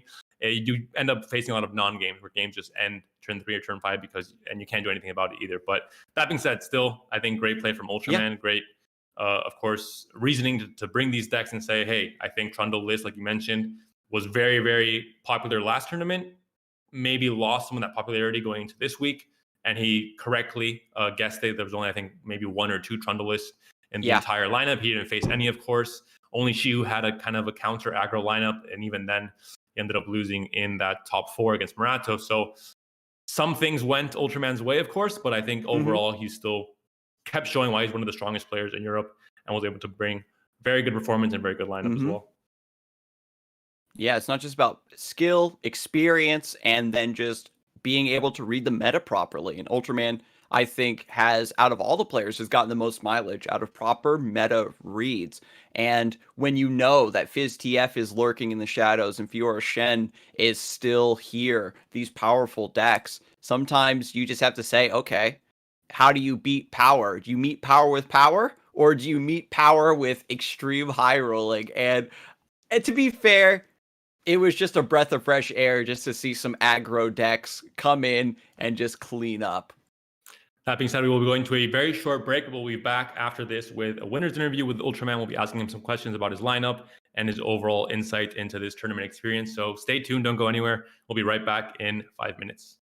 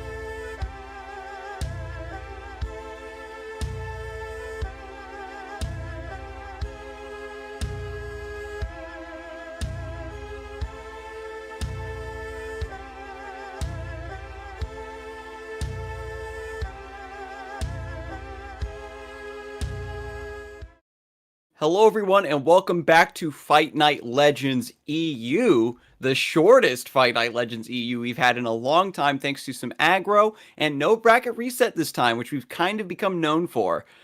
We are joined now on the desk by our newly crowned winner and repeat winner, Ultraman. Welcome, welcome, and congratulations. Thank you. Thank you. Actually, the three-peat winner. You have now 3 wins out of 5 tournaments you've participated in. So rivaling Marcus now in the EU Legends, in the Fight Legends circuit. I guess the name is quite appropriate for both you and Marcus. Mhm. I think obviously both of you are at 3 wins now, and maybe if you come back next week, you can be the one to get 4 wins and be at the top of that leaderboard as well. Do you think that's a possibility? I mean, I don't know why I keep winning, but apparently I do. So yes, that's always a possibility. Like 1 in 8, right? Um, Well, maybe a bit higher than that if we're weighing the odds of you already having won 3 times. I think you're proven to be a pretty experienced tournament player. So maybe a bit more than that. But overall, what are your thoughts on this lineup? Obviously, you didn't bring any of the considered super tier 1 meta decks. You brought a very aggressive lineup that can be countered, has maybe polarized matchups. What were your thoughts in constructing this lineup? well, given the region lock, I should not face 2 SI and Aggro decks. So I was waiting the fact that somebody could bring Fiora Shen, both Fiora Shen and Lysandra Trundle, which is always a possibility. But I was like, this seems so out of meta. Like if he brings that and you just face Aphelios and Lysandra Trundle, for example, which is also a sound lineup. And I think somebody brought that actually. He's just gonna get destroyed. So Mm. yeah, that's the kind of lineup I would have maybe expected Fresh Lobster to bring, because he is always bringing either that Fiora Shen or that since FTR days, maybe even since War Mother's days, he's always bringing some kind of control Freljord. So yeah, but given he was not there, I was like, okay, this is free room for aggro. Let's go. Very, very strong read in general. And I wanted to ask you a little bit more about the Azir Shadow Isles deck that you brought. Was this an archetype that you were initially interested in, or did you kind of pick it up after it was sort of talked about and touted by Swim? I had no idea it existed before Stream actually posted about it on Twitter. He posted a list. I think I changed some cards, but that was just in order to find the right balance. Those kind of decks, they seem pretty bad until you have the right balance. And when you have the right balance and everything is just rolling, you realize that, oh my god, if it's every single game it does, that's super strong. Mm. So yeah, the question was how to find the right amount of every single card so it does the same thing every single game. And I think we're pretty close here. I think the biggest thing I was talking about during the entire tournament is the fact that it's a deck that when it high rolls, it seems unstoppable, especially with the attack turn you get on turn 3 or turn 5. It just so much damage that even with healing, even with maybe against Trundle that has board clears, it might be more difficult, but without board clears, it's just very, very strong. But like you're saying, I think it's getting to a point where it's built in a way now that it high rolls more often than not, which makes it seem very, very strong. Where you have now with Doom Keepers and like much more combo pieces for those early turns, it seems almost as consistent as discard aggro, maybe in that sense. And you have, of course, now with Unto Dusk and Stalking Shadow, there's always a lot of ways to refuel and burn as well. So overall, yeah, I think a very well built deck. I think you showed how consistent it can be in high rolling with the way you've built it. And it seems like definitely a scary deck to face in tournaments going forward in the right meta. Is there any decks when I know that you're probably fearing again the just Freljord Shadow Isles. Was there like a second deck as well that you were a little bit worried about to supplement that lineup that might have countered your aggro here? I mean, Fiora Shen is not an easy deck to beat, and a lot of people brought at least one Fiora Shen, which I Mhm. was kind of expecting. Fiora Shen wins this matchup every single time it has Fiora. So Fiora Shen having Fiora is like about 60%, something like that, if he had Mulligan for it, which it does not do every single time. So between 55 and 60%. If somebody brings Fiora Shen, he basically has about 50% to win. That's it. Like if he has Fiora, the vast majority of time he's gonna win. If he doesn't have it, the vast majority of time he's gonna lose because he has no eating. So Fiora Shen is not an easy deck to face. I was just telling myself that nobody would bring the 2 decks I did not want to face, so that I would always have a deck that I could farm, and then 2 chances to face Fiora, and 250% is very positive for me. So was taking it. Yeah, sounds like a pretty sound strategy, and ended up working out here. I think. It's great to see as well you taking your chances with aggro that does have sometimes more polarized matchups. Maybe not. Maybe your decks that you brought today are decks that have now kind of surpassed that initial barrier of like, if you get nuked the first few turns and you can't go back into the game, it seemed like your decks had a bit more chance to fight later in games as well. But it is nice to see someone bringing aggro and performing well with it, and showing that you don't have to bring all Trundle or all Aphelios or all like these super high control lists in tournaments like these. So that's definitely always nice to see. At least for me, I'm kind of an aggro player at heart, so I definitely give you props for that. Thank you. And is there now anyone? that we Go yeah, ahead, Scar. take it. Is there anyone you want to kind of, we do this a lot in these interviews, anyone you want to shout out or maybe face next tournament that hasn't been in these Fight Night tournaments recently, a player that you maybe respect or would like to face going forward? Obviously I respect no one. No, that's kidding. I respect every single body out here. So the player talk is always a bit strange. I think it's been a long time I haven't seen Agigas or some of the top French players, like Edix. We was there some times ago, so that's okay. That's okay. Like it hasn't been that long. That's what I mean. Yeah, I think But yeah. Ilix and Flaxo, we haven't seen them in quite a while actually in the Fight Night tournaments, and obviously they're very big French players known from the EU Masters as well. So we'll try and reach out to them and try and make that happen and see if we can have a France versus Belgium match somewhere in next week's tournament as well. Revenge. But I think that about wraps it up. I want to thank you, Ultraman, for taking the extra time after the tournament to come interview with us, share your thoughts about the lineup. I think I speak for Impetuous Panda as well to say thank you once again for bringing a completely out of left field change up to what we normally see in these competitive events. And hopefully, some of this will trickle down and we'll see a little bit more of this aggro spilling into other events and, a little bit more on ladder, I'm certain. So thank you once again for joining us, and we'll catch you next week for Fight Night EU. My pleasure. And that is all from us today, but do not forget, there is still, of course, Fight Night America's tournament happening later on. It is not at midnight EU time anymore. The times have changed for EU because of daylight savings or whatever it is. So it's going to be at 11 p.m. EU time, I'm pretty sure. So not as neat as it used to be, just always midnight, easy to remember. Now it's at 11 p.m. CET. And Korean time, if you're from Korea, it's also changed. It's 1 hour before. In the US, I think it's everything the same. Scar, is that correct? It's still technically the same time slot. Yes, it'll be 6 p.m. Eastern time. Eastern Standard Time would be a little bit more correct, I suppose to say. And that's all from us today. Anything else on add, Scar? Yeah, I just want to say thank you all for joining us today. And hopefully we'll see you next week to see who Ultraman has to face in the next bracket that we're going to be putting together for you people. So stay tuned again for NA. We'll catch you next time. Have a good one.